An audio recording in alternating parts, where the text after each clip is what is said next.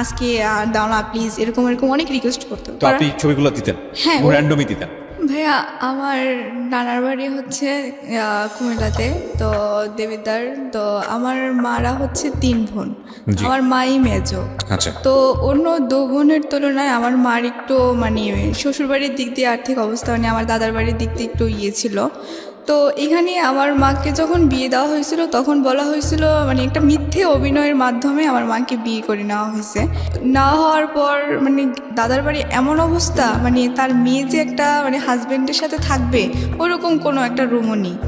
তো পরে আমার মাকে অনেক ট্রাই করছে এখান থেকে নিয়ে আসার জন্য, কিন্তু আমার মা আসেনি। আমার মা বলতেছে যে আজকে যদি আমাকে নিয়ে একটা বড় ধনীর কাছে বিয়ে দাও, তা এখন যদি আমার মানে বাসরাতে আমার স্বামী মারা যায়, তা আমাকে আল্লাহ যেখানে বিয়ে করছে রিজিক রাখছে আমি সেখানে থাকবো। তো এটা নিয়ে আমার নানা ভাইরা অনেক করছে, কিন্তু আমার মা আসে নাই। বা আমার নানার বাড়ির সাথে অনেক দিন সম্পর্ক আমার মার অফ ছিল। তো আমার মার বিয়ে হওয়ার 9 বছর পর আমি হয়েছি। জি। তো হওয়ার প্রথম পর সন্তান আপনি? হ্যাঁ, আমি প্রথম সন্তান। তো এটা নিয়ে আমার দাদার বাড়িতে অনেক আনন্দ ফুটি, কারণ আমার চাচা জ্যাঠার ভিতরে আমার বাবাই সবার বড়, মানে আমার কোনো বড় জ্যাঠা নাই। জি। তো আমি যেহেতু প্রথম সন্তান, মানে সবাই আমাকে খুব আদর করতো। আমার চাচারা, বাবা চাচা ছিল 7 জন আর ফুফি ছিল 3 জন। আচ্ছা। ফুফিরাও এখানে থাকতো, দাদার বাড়িতে, ওনারা শ্বশুর বাড়িতে যাইতো না। তো পরে কি হয়েছে, তা আমি এখানে থাকতাম, সবাই খুব আদর যত্ন করতো। মানে আমি যখন মানে কি বলবো, হাঁটার বয়স, তখন আমি হাঁটতে পারতাম না। মানে আমার কাকারা সবসময় আমাকে কাঁধে নিয়ে রাখতো, কোলে নিয়ে রাখতো, সবাই অনেক আদর করতো। হ্যাঁ, ওকে। আবার সবাই অনেক কথা বলতো যে মানে আশেপাশের লোকরা যে এই মেয়েকে এখনো হাঁটা শিখাস না, আর কয়েকদিন পর তো দেখবি হাঁটতে পারবে না, পরবর্তীতে পা হয়ে যাবে, সমস্যা হবে। হ্যাঁ, অনেক কথা বলতো। তো কথা বলার পর এগুলো আমার চাচারা বিশ্বাস করতো না। তো এক পর্যায়ে মানে আমার বাবা আগে আপনার ওই যে ঢাকা কারণ বাজারে সিএ ভবন আছে না, ওইখানে চাকরি করতো। জি। তো আমার বাবা এক কারণে রাজনীতি করার মানে জন্য চাকরিটা ছেড়ে দেয়। তো ছেড়ে দেওয়ার পরে রাজনীতি করার জন্য ছেড়ে দেয় নাকি রাজনীতি করার জন্য চলে যায়, কোনটা? মানে রাজনীতি করার জন্য চাকরিটা ছেড়ে দেয়। বাবা নিজেই ছেড়ে দেয়? হ্যাঁ, নিজ ইচ্ছাকৃতভাবে। তো এখন দ্বিতীয় কথা হচ্ছে তার কারণে চাকরিটা ছেড়ে দেয়। তো এটা নিয়ে আমার নানার বাড়িতে অনেক কিছু মানে হয় আর কি, মানে কথাবার্তা যে এখন সংসার চলবে কি দিয়ে। তো এটা নিয়ে আমার মার সাথে একটু দ্বন্দ্ব হওয়াতে তো আমি আমার বেশিরভাগ নানার বাড়িতেই থাকতাম। তো কি করতো, আমার মার কাছ থেকে মানে আমার মা যখন আমাকে নিয়ে চলে যায়, তখন আমার মা থেকে আমার বাবা গিয়ে একদিন আমাকে নিয়ে আসে। এক পর্যায়ে মানে আমার মার একটা চাকরি হয়, চাকরি হওয়ার পরে আমার মা খুব বিজি হয়ে যায়। বিজি হওয়ার পর আমি যে তার একটা সন্তান, সে যে মানে একটা কোনো দায়িত্ব বা মানে আমার পিছনে যে তার একটা সময় দেওয়া, সেটা দিতে পারতেছে না। এক পর্যায়ে একা হয়ে যায়। মানে আমার নানু বাড়িতে যতদিন থাকি এতদিন ভালো লাগে, কিন্তু এখানে আসলে আমার আর ভালো লাগে না। তো ভাইয়া তারপর আস্তে আস্তে স্কুলে ভর্তি হই আমি। ভর্তি হওয়ার পর মানে যখন দেখতাম যে সব বাচ্চারা মারাই ওদেরকে নিয়ে স্কুলে যেত বা নিয়ে বসে থাকতো বা অনেক কথা বলতো। আজকে বলতো যে জানিস আমার মা আজকে আমাকে টিফিনে এটা দিয়েছে ওটা দিয়েছে, কিন্তু ভাইয়া মানে আমি কখনো বলতে পারতাম না যে আমার মা আমাকে আজকে এটা বানিয়ে দিয়েছে বা আমার মা আজকে এটা করেছে বা আমি মার সাথে এটা বলছি, মানে এগুলো বলতে পারতাম না। ওকে। পরে এক পর্যায়ে আমার মা আমাদের এলাকাতে নির্বাচনে মানে এলাকাতে মহিলা মেম্বার হিসাবে মানে রাজনীতি করে। তো আমার মা বিপুল ভোটে জয়ী হয়। তারপরেও আমার মা মানে খুবই এলাকাতে নামডাক, আমার বাবারও খুবই। তো আস্তে আস্তে আমার মার চাকরির নেশাটা আরও বেড়ে যায়। তো নানার বাড়িতে থাকলাম, আস্তে আস্তে থাকতেছি। মামারাও খুব আদর যত্ন করতো, চাহিদা কোনোটাই কম রাখতো না। পরবর্তীতে মামার আস্তে আস্তে বিয়ে করে। আচ্ছা। বিয়ে করার পর ভাইয়া মানে মামার আগে যেমন ছিল তার থেকে একটু চেঞ্জ হয়ে গেছে, এটা স্বাভাবিক হয়ে যাবে। কিন্তু মানে আস্তে আস্তে এমন হয়ে যাচ্ছে মনে হচ্ছে যেন আমি তাদের বাসার কোনো একটা কাজের মেয়ে আর তারা হচ্ছে জমিদার, মানে এরকম হয়ে যাচ্ছে। মানে আমার মামি ধরেন সকালবেলা যে মামারা কখনো মাটিতে রাখতো না, হ্যাঁ, সেই মামারা এখন সিচুয়েশনালি সেই ভাগ্নিকে কাজের মেয়ে বানিয়ে ফেলেছে। হ্যাঁ হ্যাঁ। ওকে। মানে সকালবেলা ঘুম থেকে ওঠার পর আমি যখন স্কুলে যেতাম তখন আমার মামানি আমাকে বলতো যে তুমি স্কুলে যাওয়ার আগে আমাকে চা দিয়ে যাবা। তখন বড়জন বিয়ে করছে। তা আমি কি করতাম, কিছু বলতাম না, আমি চা দিয়ে যেতাম বা উনি বলতো আমার কাপড়গুলো ধুয়ে দাও, ধুয়ে দিতাম। মানে ও যা বলতো আমি তাই করতাম, কারণ আমি এখন কি বলবো, কারণ আমার নানা একজন খুবই অসুস্থ হয়ে পড়ছে বাসায়। তো অসুস্থ হওয়ার পর এখন তো নানার কথা তো আর কিছু শুনবে না, মামাদের হাতে এই সংসার। তো যাক, ভালোই, আমি ওনাদের কথা মতো চলতাম। মাঝে সাঝে এমন কিছু ব্যবহার করতো মানে যা আর সহ্য করার মতো না। তো আমি মাঝে সাঝে নীরবে, মানে আমার একটা ছোটোবেলা থেকে মানে ইয়ে ছিল যে মানে আমি কখনো প্রকাশ্যে কারোর কাছে কান্না করতাম না, মানে সবসময় গোপনে কান্না করতাম। তো শুয়ে শুয়ে যখন কান্না করতাম বা মানে মাঝে সাঝে মা আসলে প্রশ্ন করতাম যে আমি তোমার সাথে থাকবো বা তোমার সাথে যাব, কিন্তু আমাকে কখনো মানে নিয়ে যেত না বা বলতো না যে আমি আমার জন্মের, আমার মনে আছে যে 8 বছর পর আমি আমার নিজ এলাকাতে যাই। আর আমি যখন আমার মায়ের সাথে কোথাও যাই তখন সবাই প্রশ্ন করে যেটা কি, তখন আমার মা আনসার দেয় যে এটা আমার বোনের মেয়ে। হোয়াট? আমার মা মানে আমার এলাকাতে জানে না যে আমার মায়ের একটা মেয়ে আছে। তো বোনের মেয়ে বলতে হবে কেন? মানে তার মেয়ে বললে সবাই প্রশ্ন করে যে আপনার এত বড় মেয়ে, আমরা তো আগে জানলাম না। কি ম্যাডাম, আপনার এত বড় মেয়ে আছে, কই আপনি তো আগে বলেন নাই। এটা মানে কি আমার মায়ের সাথে আপনার সঙ্গেই ঘটতো? র্যান্ডমলি আপনার সামনেই এটা ঘটতো? হ্যাঁ, আমার সামনেই। পরে আমার মা মানে ওনার সাথে দাঁড়ালে মানে বোঝা যায় না যে আমার মায়ের বয়সটা তেমন একটা বোঝা যায় না। তো এখন যদি আমি দাঁড়াই যে এত বড় মেয়ে আছে, তারপরে তো তেমন কেমন না। তার জন্য আমার মা এখনো পর্যন্ত আমি যদি কোথাও যাই, আমার মা প্রকাশ করে যে এটা আমার বোনের মেয়ে, বা আমাকে কোথাও নিয়ে যেতে চায় না। খুবই খুবই দুঃখজনক। আমি জানি না যে এটা আসলে কোন ধরনের মানসিকতার পরিচয়, বাট এটা খুব দুঃখজনক। এটা নাথিং টু সে, কারণ মাকে জাজ করার কোনো রাইটসই আমার নাই, বাট সন্তানের জায়গা থেকে শুধু বলতে পারি আমার মা যদি এটা করতো তাহলে আমি কোনোভাবেই মেনে নিতে পারতাম না। সো সেই জায়গা থেকে বলবো যে এটা খুবই দুঃখজনক। ওকে, বলুন তারপর। তো এক পর্যায়ে কী করছে, আমার 5-এর পিএসসি পরীক্ষা হয়। তা আমি মাকে বলি যে মা, আমার তো একজন টিচার দরকার, বাট সামনে একটা পিএসসি পরীক্ষা বা একটা গাইডলাইনের দরকার। তো তুমি একটু আমাকে যদি একটু নজর দিতে তাহলে মনে হয় আমার একটু ভালো হতো। তখন আমার মার আনসারটা এই ছিল যে তোমার লেখাপড়া তুমি করবে, তাতে তো আমার কোনো কিছু নাই। তো আমি ওই দিন অনেক আমি বুঝিনি, মানে 9 বছর পরে আপনি আপনার মায়ের প্রথম সন্তান, তারপরেও আপনার সঙ্গে এই ধরনের আচরণের প্রশ্নটা কি? মানে কোনো রকম কি ক্ষোভ ছিল? এবং আমি যতদূর জানি যে আপনার মার কাছে বড় হওয়ার কথা, কিন্তু সেটা আপনি বড় না হয়ে আপনি বড় হয়েছেন আপনার নানুর কাছে, জি, মানে আপনার মায়ের মার কাছে।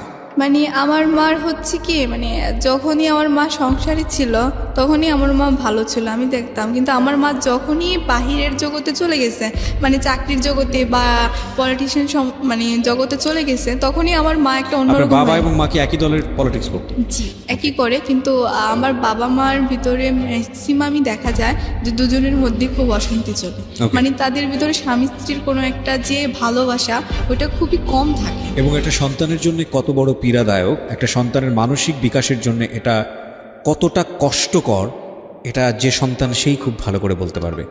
একটা বাবা মার ঝগড়া বা বাবা মার মনোমালিন্য ওই সন্তানের উপর কতটা ভয়াবহ ইফেক্ট ফেলে আপনি চিন্তাও করতে পারবেন না। বলুন। তো মা বলে যে হ্যাঁ তোমার পড়া তুমি করে নাও। হ্যাঁ, তো এক পর্যায়ে দেখা গেছে আমার পিএসসি পরীক্ষা আসে। তখন আমি আমার মাকে বলি যে মা, আমার তো ফাইনাল পরীক্ষা, আমাকে একটু সেন্টারে নিয়ে যাবা, বা আমার তো জাস্ট বেশি দিন না, কয়েকদিন পরীক্ষা, তুমি আবার চলে যাও। তো পরে আমার মা বলে কি, তোমার পরীক্ষা দিতে যাও, মায়ের দোয়া আছে সবসময়, আমি খুব বিজি। মানে ভাইয়া, এখনও যে আমি আমার মাকে ফোন দেই, আমি যে একজন মানে কি বলতাম, ঢাকায় থাকি একটা মেয়ে, আমার মাকে সে তো আমার খোঁজ খবর রাখা দরকার। এবং আমি যত জানি যে আপনাকে অ্যাপ্রন পর আমি দেখতে পাচ্ছি। So you are going to be doctor soon. জি, আমি একজন মেডিকেল স্টুডেন্ট। সো আপনি ডাক্তার হতে যাচ্ছেন খুব শীঘ্রই। জি। এই অবস্থায়ও মা বলে না, যে আমার মা আমাকে 2-3 দিন একবার ফোন, মানে আমি নিজে স্বেচ্ছায় দিলে, মানে আমি ধরেন দিলে তারপর সে কথা বলে, এবং এমনও 2-3 দিন, এমনও সপ্তাহ চলে যায়, মানে তার সাথে আমি ভালোভাবে কথা বলতে পারি না। সে খুব বিজি মানুষ। মানে এটা কি আমি যে একটা আপনার ক্ষেত্রেই হয় নাকি আপনার যে বাকি যে ভাই বোনগুলো আছে তাদের ক্ষেত্রেও একই রকম? মানে ধরেন আমার ক্ষেত্রেও হয়, বা আমার সব ভাই বোনদের ক্ষেত্রে, মানে আমার মায়ের কাছে সন্তান মানে কিছুই না। Very unlucky. যাই হোক, হ্যাঁ বলেন তারপর।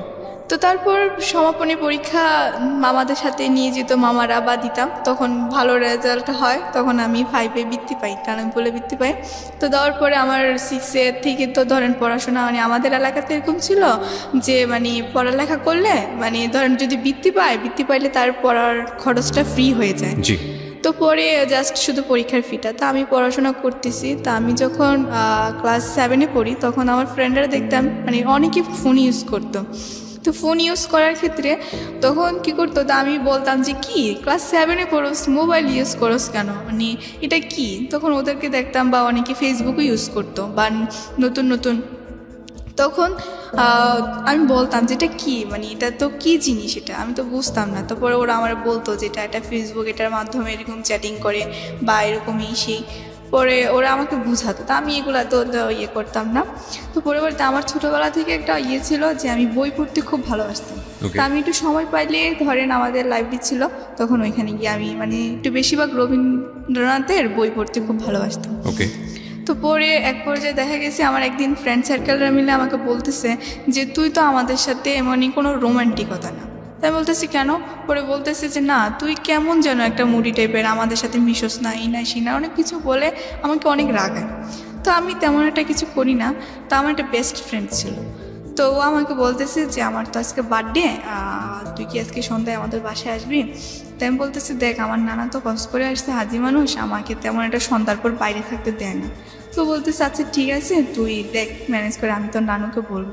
ও আমার নানুকে অনেক রিকোয়েস্ট করে। তো করার পর আমি তো জানতাম না যে ও মানে ওইখান থেকে আস্তে আস্তে একটু সন্ধ্যা হয়ে গেছিলো ওই দিন, আমি জানতাম না যে তো রাত হবে। তো পরে কি করছে, ও ওদের বাসায় যখন আমি যাই, ও সব ফ্রেন্ডেরাই ছিল, তো সবাই আস্তে আস্তে চলে যাচ্ছে, ও আমাকে শুধু ধরে রাখতেছে। ওকে। তো আমি বলতেছি কী রে, সবাই চলে যাচ্ছে, তুই আমাকে বলতেছিস তোর সাথে আমার মানে বান্ধবী একটু কথা আছে ইম্পর্টেন্ট। আমি বলতেছি কী কথা?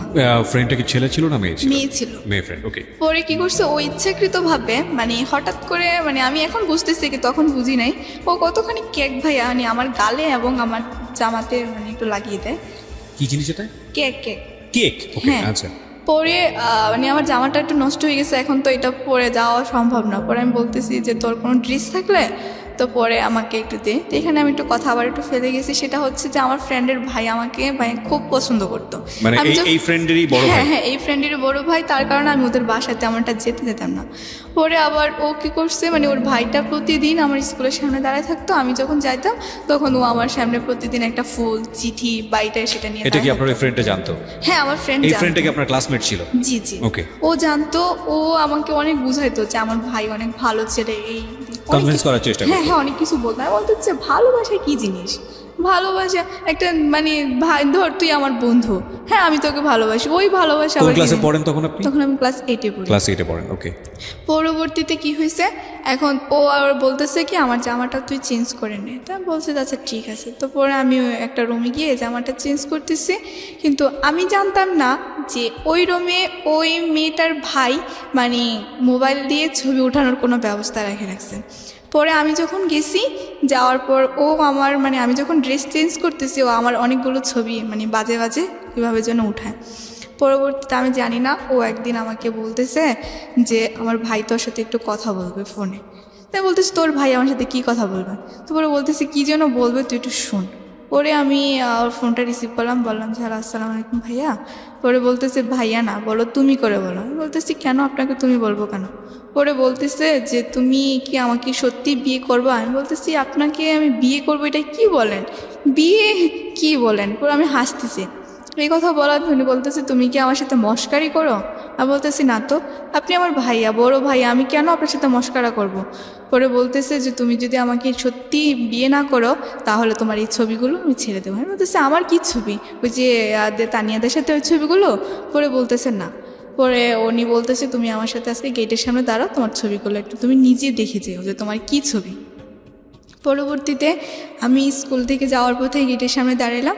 দাঁড়ানোর পর ওই দিন আবার কি করছে, উনি যখন আমাকে মোবাইলের ছবিগুলো দেখাচ্ছিল তখন ওনার এক ফ্রেন্ড আমার মামাকে দেখাইছিল যে আপনার ভাগ্নি দেখেন স্কুল থেকে যাওয়ার পথে ওই দেখেন ছেলের সাথে কি যেন কথা বলতেছে। মানে আমি যে দাঁড়ায় ছবিগুলো দেখতেছি এমন সময় হঠাৎ করে ইয়ে করে ফেলছে, মামাকে পর্যন্ত দেখাইছে। পরবর্তীতে উনি আমাকে এই ছবিগুলো দেখায় বলছে যে তুমি যদি আমাকে না বিয়ে করো তাহলে এগুলো আমি ইন্টারনেটে ছেড়ে দেবো এবং তোমার ফ্যামিলি যত মান সম্মান আছে সব আমি নষ্ট করে দেবো। পরবর্তীতে আমি এগুলা মানে কাউকে বলতেও পারতেছি না, সহ্য করতে পারতেছি না। তখন মানে আমি কি করব আমি নিজেও বুঝতেছি না, কারণ বিয়ে কী জিনিস ওইটাই আমি ভালোভাবে বুঝি না, আর আমি বিয়ে করবোটা কি। পরবর্তীতে আমি আমার মানে কাকে বলবো, পরে নানুকে বলছি, ভাই আমার নানু হচ্ছে কি মানে শিক্ষিত না, একটু মানে ইয়ে টাইপের, মানে তেমন একটা বুঝে না, তো ইন্টারনেট কি বা মোবাইল সম্বন্ধে তার কোনো ধারণা নেই। ওকে। পরবর্তীতে কি বলছে যে তুই তোর মাকে বুঝা, কারণ তোর মা তো আবার একটু মানে সব জানে টানে, তোর মাকে বল। পরে আমি আমার মাকে বলছি, পরে বলার পরে আমার মা কী করছে, ওই দিন আমার নানার বাড়িতে আসছে ভাইয়া, এসে আমাকে এমন মায়ের মারছে, মানে আমি তখনই সেন্সলেস হয়ে গেছি। আমার মামাও আমাকে মারছে, আমার মাও আমাকে মারছে, মানে আমার নানুও আমাকে অনেক কথা শোনাইছে, সবাই আমাকে খুব মারছে। মানে আমি এমন মানে কী বলবো, আমার তখন সেন্স নিল না মানে মায়ের খেতে খেতে। পরবর্তীতে আমি হঠাৎ করে দেখি যে আমি একটা রুমে মানে শুয়ে আছি, আমাদের একটা রুম আছে আর কি, মানে ওটা একদম মানে ইয়ে মানে ধরেন আপনার পুরাতন জিনিসপত্র রাখা হয় আর কি। আমার মা আমাকে ওই রুমে ফালাই রাখছে, মানে দরজা নক করে, যাতে আমি আর ওই রুম থেকে বের না হতে পারি।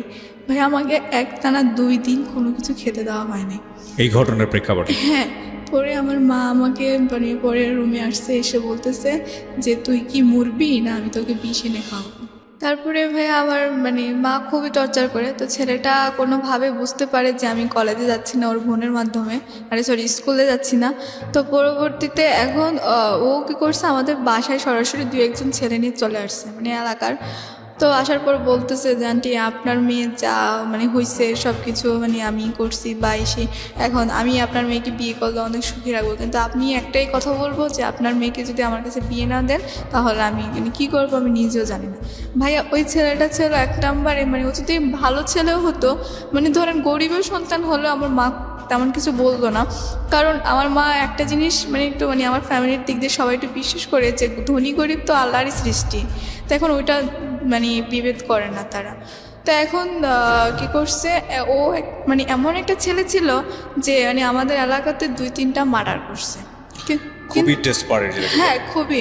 আর ও কি করতো, মানে আমাকে যদি ধরেন স্কুল থেকে আসতে সময় আমি যদি কোনো ছেলের সাথে কথা বলতাম, এরপরে গিয়ে শুনতাম যে ওই ছেলের মানে খুব মাইর খাইছে বা ওই ছেলের কোনো না কোনো একটা প্রবলেম হয়েছে, মানে আমি আমার এলাকার কোনো ছেলের সাথে কথা বলতে পারতাম না, বা কোনো বাইরের ছেলে তো প্রশ্নই ওঠে না। মানে স্কুলেও কোনো ছেলেদের সাথে কথা বলতে পারতাম না, মানে সবসময় মানে আমার কথা হচ্ছে যে মেয়েদের সাথে কথা বলা আর মেয়েদের সাথে স্কুল থেকে আসা। পরে কি হয়েছে, এক পর্যায়ে মানে আমার মাকে অনেক ধরনের হুমকি দিছে বা অনেক কিছু বলছে, বলার পর আমার মা এখন কি করবে, এখন আমার মা যেহেতু একটা রাজনীতি বড় একটা পর্যায়ে, এখন মান সম্মান বাঁচানোর জন্য আমার মা একদিন সকালে আমাকে বলতেছে যে তুমি আজকে সকাল সকাল ফ্রেশ হয়ে যাও। মানে মা এমনভাবে কথা বলতেছে ভাই, আমার মনে হচ্ছে যেন আমি আকাশের চাঁদ হাতে পেয়ে গেছি, যে আমার মা আমার সাথে এত সুন্দর করে কথা বলতেছে। পরে আমি বলতেছি কেন, কি হয়েছে? পরে বলতেছে তোমাকে আজকে এক জায়গায় নিয়ে যাব, তুমি সুন্দর করে মানে গোসল করে ফ্রেশ হয়ে যাও। আমি বলছি আচ্ছা ঠিক আছে। বলতেছে সুন্দর জামা কাপড়ও পরবা। আমি বলছি আচ্ছা ঠিক আছে। পরে মানে এমনভাবে বলতেছে মানে আমি এত খুশি, মানে আমি এই খুশি কাকে বুঝাবো, যে আমার মা আজকে আমাকে এক জায়গায় নিয়ে যাবে, নিজে সে বলছে যে আমাকে নিয়ে যাবে। পরবর্তীতে আমি তখন মার কথা শুনে সব কিছু রেডি, পরে গিয়ে দেখি রাস্তায় মানে সিনজির ভিতরে ও, তারপর মা, তারপর সামনে 2জন লোক। পরে আমি বাবা কোথায়? বাবা নাই, বাবা আমাদের এলাকাতে। আপনি কোথায়? আমি নানার বাড়িতে। তখন ওখানেই মা থাকে? না, মা আসছে এখানে, মা মা তো কাজ থাকতো করে। মা থাকতো বাবার সঙ্গে? হ্যাঁ বাবা। এত ঘটনা ঘটে যাচ্ছে, বাবা এগুলো জানে না? না, বাবা কিছুই জানে না, বাবাকে কিছুই বলা হয়নি। তবে আমি অনেক চেষ্টা করছি যে ফোনের মাধ্যমে বাবার সাথে ফোনে কন্ট্যাক্ট করব, কিন্তু কন্ট্যাক্ট করতে গেলে তখনও আমাকে মারতো। মানে কি বাবার সঙ্গে কি মার ছাড়াছাড়ি হয়ে গিয়েছে নাকি? না, বাবার সাথে মোটামুটি মানে আমার বাবা মার মানে একটাই ইয়ে আছে যে ওরা স্বামী স্ত্রী এতটুকু প্রমাণ, কিন্তু এছাড়া এদের মাধ্যমে কোনো যে একটা মানে ভালোবাসা বলেন বা কোনো একটা মনের মিল বলেন, কোনো কিছুই নাই। মানে আমার বাবা মার ভিতরে আমি 100 থেকে 99% দিনে দেখি ওদের ভিতরে ঝগড়া লেগেই থাকে। মানে কেউ কাউকে পাত্তা দেয় না? না, কেউ কাউকে, ডিসিশন মেকিং এর জায়গায় কেউ কাউকে ধার ধারে না? না না, যার যার ইচ্ছা মতো। আপনার চোখের সামনে কি কখনো দেখতেন গায়ে হাত তোলাতুলি, মারামারি? হ্যাঁ, আমি আমার যখন আমি একটু কথা ফেলে গেছে, আমার ছোট ভাইটা যখন মানে হয়েছিল, মানে আমার পরের জন, যেটা আমার 2টা ভাই আমার ছোট, তো পরে আমার পরে যেটা মানে কি ও যখন জন্মেছিল তখন আমার বাবা আমার মাকে এত মারছিল, মানে আমার মাকে পুরো খাটের চিপা দিয়ে পর্যন্ত ফেলে দিছে, আর আমার ভাইটাকে এভাবে ছোট ফিটার খাইতেছে, ওকে ধরে একদম খাটের এই প্রান্তে থেকে ওই প্রান্তে ছুঁড়ে মারছে। মানে আমার বাবা আমার মাকে প্রচুর মারতো, মানে এক পর্যায়ে আমার মা মানে মায়ের খেতে খেতে একদম প্রতিবাদী হয়ে গেছে। পরে আমার মাও বাবাকে পাত্তা দেয় না, বাবাও মাকে পাত্তা দেয় না, মানে এরকম হয়ে গেছে আর কি। পরবর্তীতে ভাই আমি যাচ্ছি মার সাথে, কিন্তু কোথায় যাচ্ছি মা আমাকে কিছুই বলে না। পরবর্তীতে গিয়ে দেখি এক হুজুরের বাড়ি। আমি বলতেছি মা এইখানে কোথায় আসছো বা এটা কি, আমি তো চিনি না। পরে বলতেছি তোমার এত চেনার দরকার নেই, তোমাকে যেখানে নিয়ে আসছি তুমি সেখানেই থাকো। তো পরে আমি বলতেছি যে মা মানে কি আমাকে একটু বলবা? বলতেছে যে কিছু না, আজকে তোমার বিয়ে। আমি বলতেছি কি বলতেছো বিয়ে? কি তুমি কি আমার সাথে মজা করতেছ? মা বলতেছে যে না, আমি তোমার সাথে মজা করতে যাবো কেন, তুমি যা কাজ করছো তার পাপের প্রায়শ্চিত্ত ভোগ করবো এখন। আমি বলতেছি মা আমি তো কোনো অন্যায় কাজ করি নাই বা আমি তো কিছুই করি নাই, কেন পাপের প্রায়শ্চিত্ত ভোগ করবো? মানে তখন আমার মা ওই কাজের সামনে ভাই আমাকে এত মার মারছে, মানে কি বলবো, মানে হাতেই মারছে। ক্লাস 7-এ পড়তেন ওই সময়? ক্লাস তখন 8-এ? 8-এ। ক্লাস 8-এ পড়তেন আপনি? হ্যাঁ। যদি ভুল না করে থাকে তাহলে আপনার বয়স সর্বসাকুল্যে 13 থেকে 14 বছর। এবং আপনার মা তখন ওইখানে একটা রাজনৈতিক নেতা বলা যেতে পারে এলাকার, আমাদের জেলার, মানে আমার মা সভাপতি, মহিলা দলের সভাপতি। এবং ওই সময়ে তার নিজের সম্মান বাঁচানোর জন্যে সে আপনাকে এই কাজটা করাচ্ছে, এবং একটা ছেলে যে গুন্ডা আপনার কথা মতো তার হাতে সে তুলে দিচ্ছে শুধুমাত্র নিজের সম্মান বাঁচানোর জন্য। জি। ওকে, তারপর কি হলো? তারপর আমার মা ওই দিন আমাকে বলে যে তুমি এখানে মানে তোমার কত নাম- সালের ঘটনা এটা? এটা হচ্ছে 2011। আপনার মা চাইলেই সে খুব সহজেই ছেলেটাকে ধরিয়ে দিতে পারতো পুলিশের কাছে এই ধরনের ব্ল্যাকমেইল করার জন্য। এবং বাংলাদেশের নারী নির্যাতনের যে আইন, সেটা খুব শক্ত আইন। আপনার মা সেটা করেনি। না। এই পয়েন্টগুলো খেয়াল রাখবেন প্রিয় শ্রোতা, যে একজন মানুষ কিভাবে অপরাধের দিকে ধাবিত হয়। আমি সবসময় বলি background is much more important, much more important, again I am saying much more important. বলেন। পরবর্তীতে পরে মা আমাকে বললো যে এখানে একটা সিগনেচার করার জন্য। তা আমি এরপরে আমার নামটা লিখলাম এখানে। লেখার পর বলতেছে উনি ওই যে হুজুরটা উনি কাজী, তখন উনি বলার পর ছেলের বাবার নাম না কি যেন আরও কিছু বলছে, পরে বলতেছে বলো মা কবুল। তখন আমি মানে চুপ করে আছি। চুপ করে থাকার কারণে আমার মা আমাকে ঠাস করে আরও একটা থাপ্পড় মারে। মানে কি বলবো, মানে আমি যেইটাই মানে ওনার কথার অবাধ্য হচ্ছি বা যেটা আমি করতে চাচ্ছি না, তখনই আমি মাই খাচ্ছি। পরবর্তীতে মানে বলার পর আমার মা আমাকে বাসায় নিয়ে আসছে। পরে ছেলেটার সাথে মানে মা অনেক কথাবার্তা বলার পর তারপরে আমাকে বাসায় নিয়ে আসছে, মা চলে গেছে।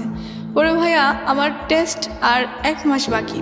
মানে আমি ওই মুহূর্তে যে আমি যে পড়বো, বাসায় পড়ার মতো কোনো ক্যাপাসিটি পাচ্ছি না, বা আমি আমার যে মানে এটা গাইডলাইন ওইটাও পাচ্ছি না। স্কুলে আমার ওই ফ্রেন্ড গিয়ে সবার কাছে বলে দিছে যে আমার ওর ভাইয়ের সাথে বিয়ে হয়েছে। সবাই আমাকে অনেক অপমান, অনেক কথাবার্তা শোনাইছে যে তুমি একটা ব্রিলিয়ান্ট স্টুডেন্ট হয়ে তুমি কি করে মানে বিয়ে করলা, বা আমার ম্যামরা, আমার স্যাররা সবাই আমাকে অনেক কথা বলছে। মানে মোট কথা আমার মনে হচ্ছিল যে তখন আমার ওই ছবিগুলোই মনে ভালো ছিল যদি নেটে দিত, কারণ এটা তো সবাই জেনে গেছে যে আমার বিয়ে হয়ে গেছে। বলতেছে যে বিয়েটা কি তুমি এত তাড়াতাড়ি করে ফেললা, আর মানে তুমি একটু এসএসসি পাস করতা। সবাই স্যাররা আমাকে এই কথা বলতেছে। তারপরে মানে স্যার আমাকে ডেকে নিয়ে, প্রিন্সিপাল স্যার অনেক অপমান করছে, বলছে যে মানে আমি তোমার কাছ থেকে এই জিনিসটা আশা করিনি কখনো, যে তুমি একটা ভালো স্টুডেন্ট হয়ে তুমি কেন মানে এই কাজটা করতে গেলা। পরবর্তীতে মানে আমি বলছি যে ঠিক আছে স্যার, আমার মানে ভুল হয়ে গেছে, আমি পড়াশোনা ভালো করে আপনাকে দেখাই দেবো। পরে বলছে যে ঠিক আছে, আমরা তোমাকে মানে বিশ্বাস করি, বা তুমি ভালো করে পড়ো, পারবা তুমি। পরে ওই স্যারটাই আমাকে প্রথম মানে ভাইয়া মাথায় হাত বুলিয়ে বলছিল যে মা যদি সন্তানকে যে রাস্তায় দেখ না কেন, মনে করবা যে এটা তোমার জন্য কোনোদিনও ভালো একটা প্লাস পয়েন্ট। কিন্তু আমি ভাইয়া আমি আমার মার জন্য একটু তখন কষ্ট করি নাই। তখন আমি ভাবছিলাম যে আমার স্যার যেহেতু আমাকে যেটা মানে আমি ওই স্যারটার কথা খুব মানতাম। পরে আমি ওনার কথা বিশ্বাস করে আমি আবারও পড়াশোনায় মন দিই। কিন্তু আমি পড়াশোনায় মন দিয়ে কী করবো, সে আমাকে প্রতিনিয়ত কন্টিনিউ চাপ দিচ্ছে যে সে আমার বাসায় আসবে, বা তার সাথে আমি এখানে দেখা করতে, ওইখানে দেখা করতে, বা তার সাথে আমি একটা শারীরিক সম্পর্ক করার জন্য। সে আমাকে বলতেছে আমি তো তোমার হাজব্যান্ড, এখন আমার সাথে মানে তোমার প্রতি আমার কিছু অধিকার আছে। তো পরবর্তীতে এখন বলার তারপরে সে আমাকে মানে সে তোমার কাছ থেকে স্বামীর অধিকার চাচ্ছে। জি। ওকে। এখন আমি যখন তাকে দিচ্ছি না দেওয়াতে সে এখন মানে কি আমার মাকে ফোন করে অনেক গালাগালি করছে, বা বলতেছে যে সে আমার নানার বাসায় যাবে, বা এরকম হুমকি দিচ্ছে আমাকে পরবর্তীতে। কারণ এটা তো কেউ জানতো এই না। বিয়ের সময় কি তার এই ছেলের বাবা মা কি প্রেজেন্ট ছিল? ওর বাবা মা কেউ নেই, সৎমা একটা আছে বাসায়, আর 2টা ভাই আছে আর একটা বোন আছে। পরবর্তীতে কি হয়েছে, সাক্ষী হিসাবে ছিল ওর মামা, আর আমার সাক্ষী হিসাবে ওর একটা কেমন একটা আত্মীয় জানে, ওরা ম্যানেজ করছে। কিন্তু আমি শুধু আমার মা উপস্থিত ছিল, মানে আমার গার্ডিয়ান হিসাবে কি, আর কেউ জানতো না আমাদের এই বিষয়টা। পরবর্তীতে যদি জানে তাহলে আজকে রেডিওর মাধ্যমে আমার ফ্যামিলি মেম্বার যারা শুনবে তারা হয়তো জানবে যে আমার এর আগে এর সাথে আমার মা আমাকে বিয়ে দিয়েছিল। ওকে, পরবর্তীতে এটা নিয়ে অনেক হচ্ছে, মানে কি আমি তার প্রতি কোনো নাই নিয়ে। তো পরে কী করছে, ও নাকি মানে আমার ফ্রেন্ডের মাধ্যমে আমি পরে জানতে পারি যে ও নাকি কোন একটা মানে কবিরাজের কাছে মানে প্রতি সময় যাইতো। তা আমি এসব বিশ্বাস করতাম না, দৌড়ো এসব কি, আল্লাহ ছাড়া কি কেউ কিছু করতে পারে? আল্লাহ যাকে যেরকম রিজিকে রেখে রাখছে ওটাই করবে, বা আল্লাহর উপর দিয়ে কেউ কিছু করে রাখতে পারে। পরে ভাই এক পর্যায়ে এমন হয়ে গেল, মানে আমি শুধু এতটুকু বলতে পারবো যে মানে আমার যতটুকু মনে আছে যে একদিন ও আমার সাথে দেখা করার পর কেমন যেন একটা মানে আমার জন্য খাবার নিয়ে আসে। মানে বলতেছে কি, মানে খাবারটা মানে পায়েসও না, পায়েসের মতোও না, মানে কেমন যেন একটা। পরে ও বলতেছে এটা নাকি ওর খালা রান্না করে দিছে, বলছে খেতে হবে। পরবর্তীতে মানে আমি ওই খাবারটা খাওয়ার পর মানে তারপর থেকে মানে আমাকে আমার নানু যেটা বললো, মানে আমি নাকি এক পর্যায়ে ওর প্রতি মানে একদম পুরো পাগল হয়ে গেছি। মানে আমার ফ্যামিলিকে মানে নাকি আমার মামারা নাকি আমাকে প্রচুর মারধর করছিল, করার পর সেটা মানে তখন আমি জেএসসি পরীক্ষা দিয়ে ফেলছি। মানে আমার মোট কথা হচ্ছে কি, মানে আমি কিছুই চিনতাম না, আমার এই পৃথিবীতে আমার মা বাবা আমি কাউকে চিনতাম না, আমি শুধু ওকেই চিনতাম। মানে ও ছাড়া আমার লাইফে কেউ নাই। আর আমাকে যে এত মারধর করতো, মানে আমার কোনো কিছুই হতো না। মানে রাত্রে মারছে, সকালে আবার ওর কথাই আমি বলতাম। পরে এক পর্যায়ে কি হয়েছে, আমি মারতো কেন? তাকে তো বিয়ে দিয়ে দিয়েছে। কিন্তু এটা তো আমার মামারা জানতো না, কারণ আমার মামারা তুমি কি মামার কাছ থেকে বিষয়গুলো গোপন করেছিলে? জি। তুমি কেন গোপন করেছিলে? কারণ আমি গোপন করেছিলাম, আমার মা আমাকে তখন বলছিল যে তুই যদি কখনো এই কথাগুলো কারোর কাছে, তোর বাবার কাছে পর্যন্ত এই কথাগুলো বলস, তাহলে তোর বাবাকে তো আমি মেরে ফেলবোই এবং তোকে পর্যন্ত মেরে ফেলবো।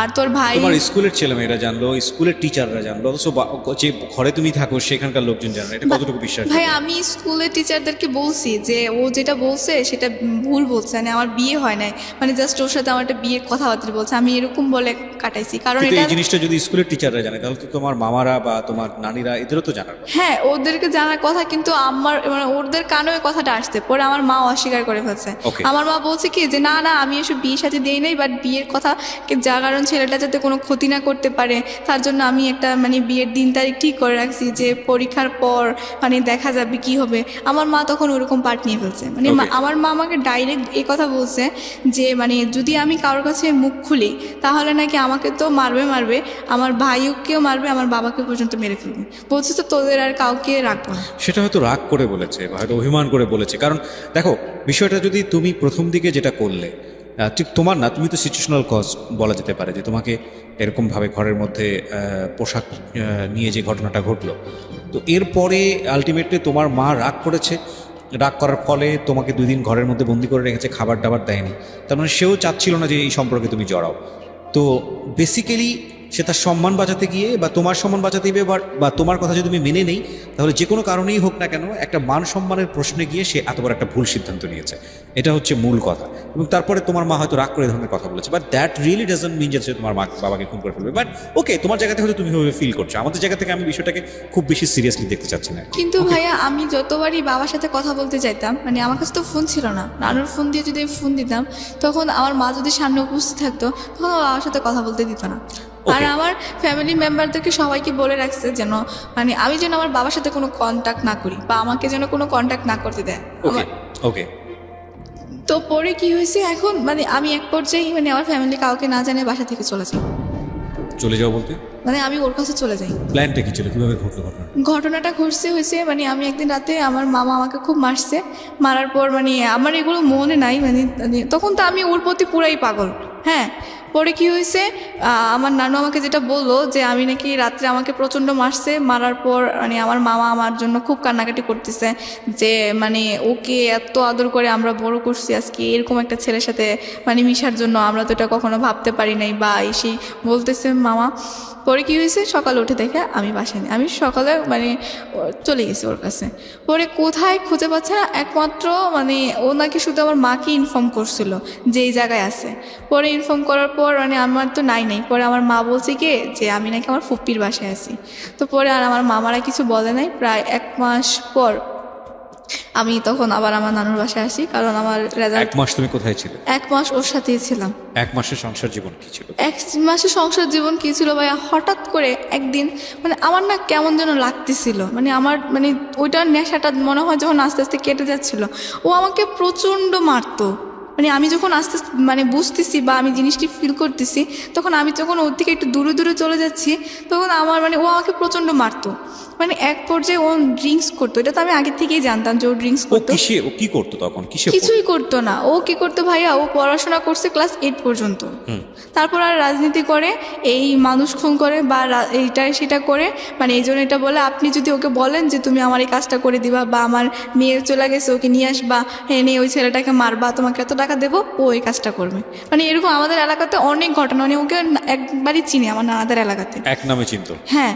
তো পরে কি হয়েছে, এখন ও এরকমই কাজ করতো, আর প্রচণ্ড যে টাকা ইনকাম করতো সংসারে তো দিত নাই, উল্টা নিজে ড্রিঙ্কস করে এরকম করতো। আপনি হয়তো আমার দেখতে পারবেন যে আমার কপালে একটা কাটা দাগ আছে। মানে ও কি করছে, আমাকে একদিন এমন মারছে, মারার পর আমাকে ঠাস করে ধাক্কা দিয়ে মানে ওয়ার্ড্রোফ ছিল, এই ওয়ার্ড্রোফের উপরে ফালা দেয়, পরে আমার কপালটা কেটে গেছে। মানে আমি কান্না করতেছি, মানে আমার কপাল দিয়ে প্রচণ্ড রক্ত বের হচ্ছে, কিন্তু ও আমাকে একটু হসপিটালে নিয়ে যাচ্ছে না। পরে পাশে ওর খালা ছিল, ওই খালা আর খালু মিলে আমাকে হসপিটালে নিয়ে গিয়ে প্রায় 4টা সিঁড়ি লাগছে আমার কপালে। তারপরে ভাইয়া আমি এখন আমার মাকে বলছি, কিন্তু আমার মা তো কোনোভাবেই আর ইয়ে করবে না। মা বলতেছে তোমার ভাগ্যে যেটা আছে তুমি সেটাই করো। পরবর্তীতে ভাইয়া আমি কাকে কি বলবো? লেখাপড়া তখন বন্ধ? হ্যাঁ, লেখাপড়া তো তখন বন্ধ, কারণ ওই যে জেএসসি পরীক্ষা দিলাম, রেজাল্ট তো দিচ্ছে না তখন, মোট কথা। তারপরে কাউকে বলতে পারতেছি না। আমি আমার নানুকে যে বলবো, এখন নানু তো কিছুই করতে পারবে না, কারণ সংসার মামাদের হাতে, নানুর তো কোনো কিছুই করার নাই। মামাদের কারোর কাছে বলতে পারতেছি না, বাবার কাছেও বলতে পারতেছি না। পরে আমার এক ফুপ্পি ছিল, পরে আমি আমার ফুপির কাছে মানে অনেক কষ্টে আমি ওনার নাম্বারটা সংগ্রহ করি ফুপির। পরে ফুপির কাছে ফোন করে আমি সব কিছু বলি। পরে ফুপি সব কিছু জানতো, জানার পর মানে পরে বলছে কি যে ঠিক আছে, তুই তো এটা ভুল করে ফেলছিস, বাচ্চা মানুষ, তুই আমার কাছে আয়, আমি তোকে মানে সব কিছু বুঝাবো বা ইয়ে করবো। পরে আমি আমার মামাদের ওইখানে তো আর যাওয়া হয় না, মানে সবাই মামা বলছে যে মানে আম্মু ফোন করে মামাদেরকে বলছে যে আমি আমার মেয়েকে নিয়ে গেছি আর ওইখানে কোনো কিছু হবে না। পরবর্তীতে কী করছে, আমার ফুপ্পির বাসায় নিয়ে আসছে। পরে আসার পরে আমি ফুপ্পি এরকম এরকম করে আমার মামাদের সবাইকে আবার বুঝাইছে যে দেখেন ও তো আমার বাসায় ছিল সেই, এখন ওর মা হয়তো রাগ করে বলতেছে কারণ ওর একটা ঘটনা ঘটে গেছে, আবার ও রাগ করে আপনাদেরকে কিছু না বলে চলে গেছে। এগুলো নিয়ে অনেক কথাবার্তা হওয়ার পর ফুপ্পি আবার বুঝায় আমাকে দিয়ে আসে। কিন্তু ভাইয়া দিয়ে আসার পর মানে কি হয়েছে যে মানে আমি যদি স্কুলে যেতাম তাহলে ও আবার স্কুলের গেটের সামনে দাঁড়ায় থাকতো। ওকে। পরে আমি যদি কারোর সাথে কথা বলতে চাইতাম কোনো ফ্রেন্ডের সাথে, তাহলে বলতো এই ওর সাথে তোমার কিসের কথা, মানে ও আমার উপর একটা অধিকার খাটাতে চাইতো। মানে আমি কোনো ফ্রেন্ডের সাথে কোনো মিশতেই পারতাম না বা কিছু করতেও পারতাম না। তো পরে আমি একদিন বলছি কি যে আমি তো আপনাকে চিনি না, আমি ডাইরেক্ট রাস্তায় বলে ফেলছি যে আমি তো আপনাকে চিনি না। এই কথা বলাতে ও রাস্তায় মানুষের সামনে ঠাস করে আমার একটা থাপ্পড় মারে। ওর থাপ্পড় মারাতে এটা আমার মামার মাইন্ডে লাগে। আমার মামা কি করছে, ওই যাচ্ছিল তখন দেখছে আমার মামা যে ও আমাকে থাপ্পড় মারছে। পরে মামা আমাকে বাসায় এসে জিজ্ঞেস করতেছে যে ওর সাথে কি তোমার কোনো সম্পর্ক আছে? আমি বলতেছি না, ওর সাথে আমার কোনো সম্পর্ক নেই। কারণ আমি আমার মামার কাছে এখন যদি বলতে চাই তাহলে আমার মামা কি করবে আমি নিজেও জানি না। তা আমি মামার কাছে জিনিসটা গোপন রাখি যে না। কিন্তু ভাই আমার মানে কজলি ওরকম এরকম কিছু কিছু মনে পড়তেছে, আবার কিছু কিছু মনে পড়তেছে না, এরকম হয়ে গেছে। মানে ওর সাথে আমি কেন গেলাম, ওইখানে কি ছিল আমার বা কি আসে বিষয়। পরে মানে আমার এরকম মনে পড়ছে, আবার একবার ভাবতেছি মা তো আমাকে বিয়ে দিচ্ছে, কিন্তু আমি ওর সাথে কেভাবে গেলাম বা কীভাবে ছিলাম আমার কিছুই মনে ছিল না। আর ওর একটা প্লাস পয়েন্ট ছিল কি, ও যখন মানে আমি যখন ওর সাথে ছিলাম তখন ও আমার কতগুলো মানে ছবি উঠায় রাখছিল। তো ও আমাকে বারবার বলতো যে এগুলো আমি নেটে ছেড়ে দেবো, তুমি যদি আমার সাথে সংসার না করো এগুলো আমি ইন্টারনেটে ছেড়ে দেবো।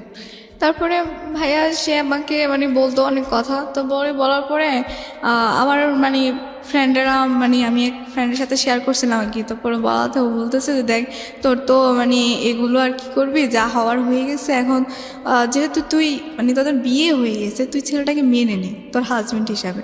তা বলতেছে আমি তোকে মেনে নিতে পারতেছি না, আমি ওকে কীভাবে মেনে নেব। পরে ও বলতেছে ঠিক আছে তুই দেখ, ছেলেটা একটা মানুষ, ছবিতে দেখোস না যে খারাপ কীভাবে মস্তান থাকে, নায়ক পরে নায়িকার প্রেমে পড়ে ভালো হয়ে যায়, দেখবি ও আস্তে আস্তে মানে তোকে যদি এতই ভালোবাসে আস্তে আস্তে ভালো হয়ে যাবে, একটু ভালোবাসা দিয়ে হয়ে যাবে। তো পরে আমি ওর কথা শুনে তাই আমি ভাবলাম যে হয়তো সত্যি এরকম হবে। তো হওয়ার পর মানে আমি ওর কথা রাজি হলাম। তো আমি ওকে বললাম যে ঠিক আছে, তুমি যদি আমি তোমার সাথে সংসার করব, সব কিছু করবো, কিন্তু আমার শর্ত হচ্ছে একটা, যে তুমি স্মোক করতে পারবে না আর কোনো ধরনের অন্যায় কাজ করতে পারবে না। তুমি যদি কষ্ট করে রিক্সাও চালাও তাতে আমি খুশি। ওই সময়টাতে কি হচ্ছিল, মানে ফ্যামিলি মেম্বাররা কি জানতো যে তুমি ওর সঙ্গে সংসার করছো বা ওখান থেকে তুমি চলে এসছো, এরকম কোনো কিছু? না না না, ফ্যামিলি মেম্বাররা মানে আমার মামারা কিন্তু জানতো না, মানে এখনো পর্যন্ত আমার মামারা জানে না। আমি মানে যতবার ওই সময়টা থেকে আপনি ওর সঙ্গে থাকছেন, মানে নাকি আলাদাভাবেই আছেন? আলাদাভাবে আছি, কিন্তু কোথায় আছেন আপনি? আমি আমার নানুর বাসায় আছি, মানে কিন্তু প্রথমবার তো নিয়ে গেল, তারপরে আবার ওখান থেকে চলে আসলেন বিকজ অফ অত্যাচার করতো সে কারণে, এরপরে আবার সে কনভিন্স করার চেষ্টা করছে। ওকে, ওই 1 মাস থেকে আপনি যখন বাড়িতে ফিরলেন, লোকজন আপনাকে জিজ্ঞেস করলো না যে আপনি কোথায় ছিলেন? মামা, ওই যে আমার মা বললো যে আমার ফুপ্পির বাসায়, ফুপ্পি না আবার বললো যে ও আমার বাসায় ছিল। সামহাও এটাকে মানে যে কোনোভাবে ওকে থামাচাপা দিয়েছে। হ্যাঁ হ্যাঁ, ধামাচাপা দিয়েছে।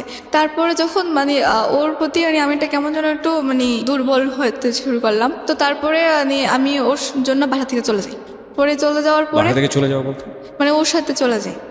ওর এক কোথায় থাকতেন ওই সময়? নানুর বাসায় থাকতাম। নানুর বাসা ছাড়া তো না আমার, না না, ওর সাথে কি কোথায় থাকতেন? ওর সাথে থাকতাম ওর কোনো কাজিনের বাসায় বা ওর কোনো ফ্রেন্ডের বাসায়, এরকম করে মানে থাকতাম। ও আমাকে বলতো যে হ্যাঁ ও বাসা করে নিবে বা এরকম করবে, এরকম করে বলতে বলতে মানে আমাকে নিয়ে যেত।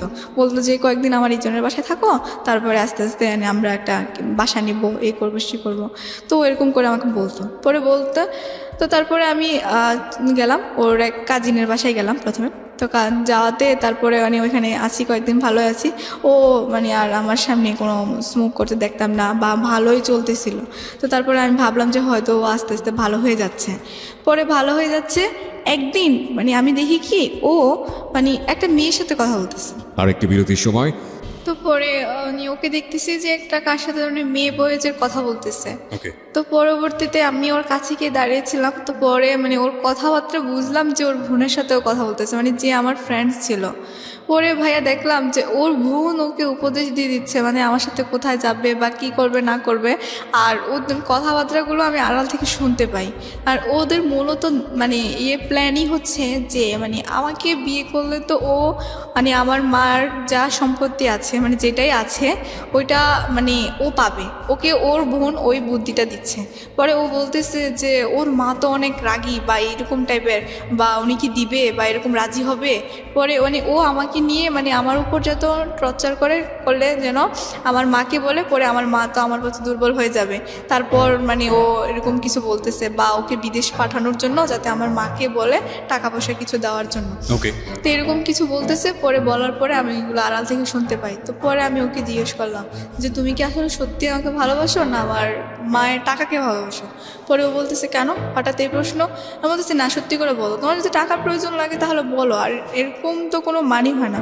পরে ওই দিন ও আমাকে অনেক মারে, মানে ওদের বাসায়, ওর ওই কাজিনের বাসায় আমাকে অনেক মারে। ওকে, পরে মারার পর আমি কিছুই বলি না, যেহেতু এবার আমি নিজের স্বেচ্ছায় চলে আসছি। এখন আর আমি কি বলবো, কাউকে বলার মতো তো কিছু নাই। জি, পরে আমি আবার আমার মাকে ফোন দিই।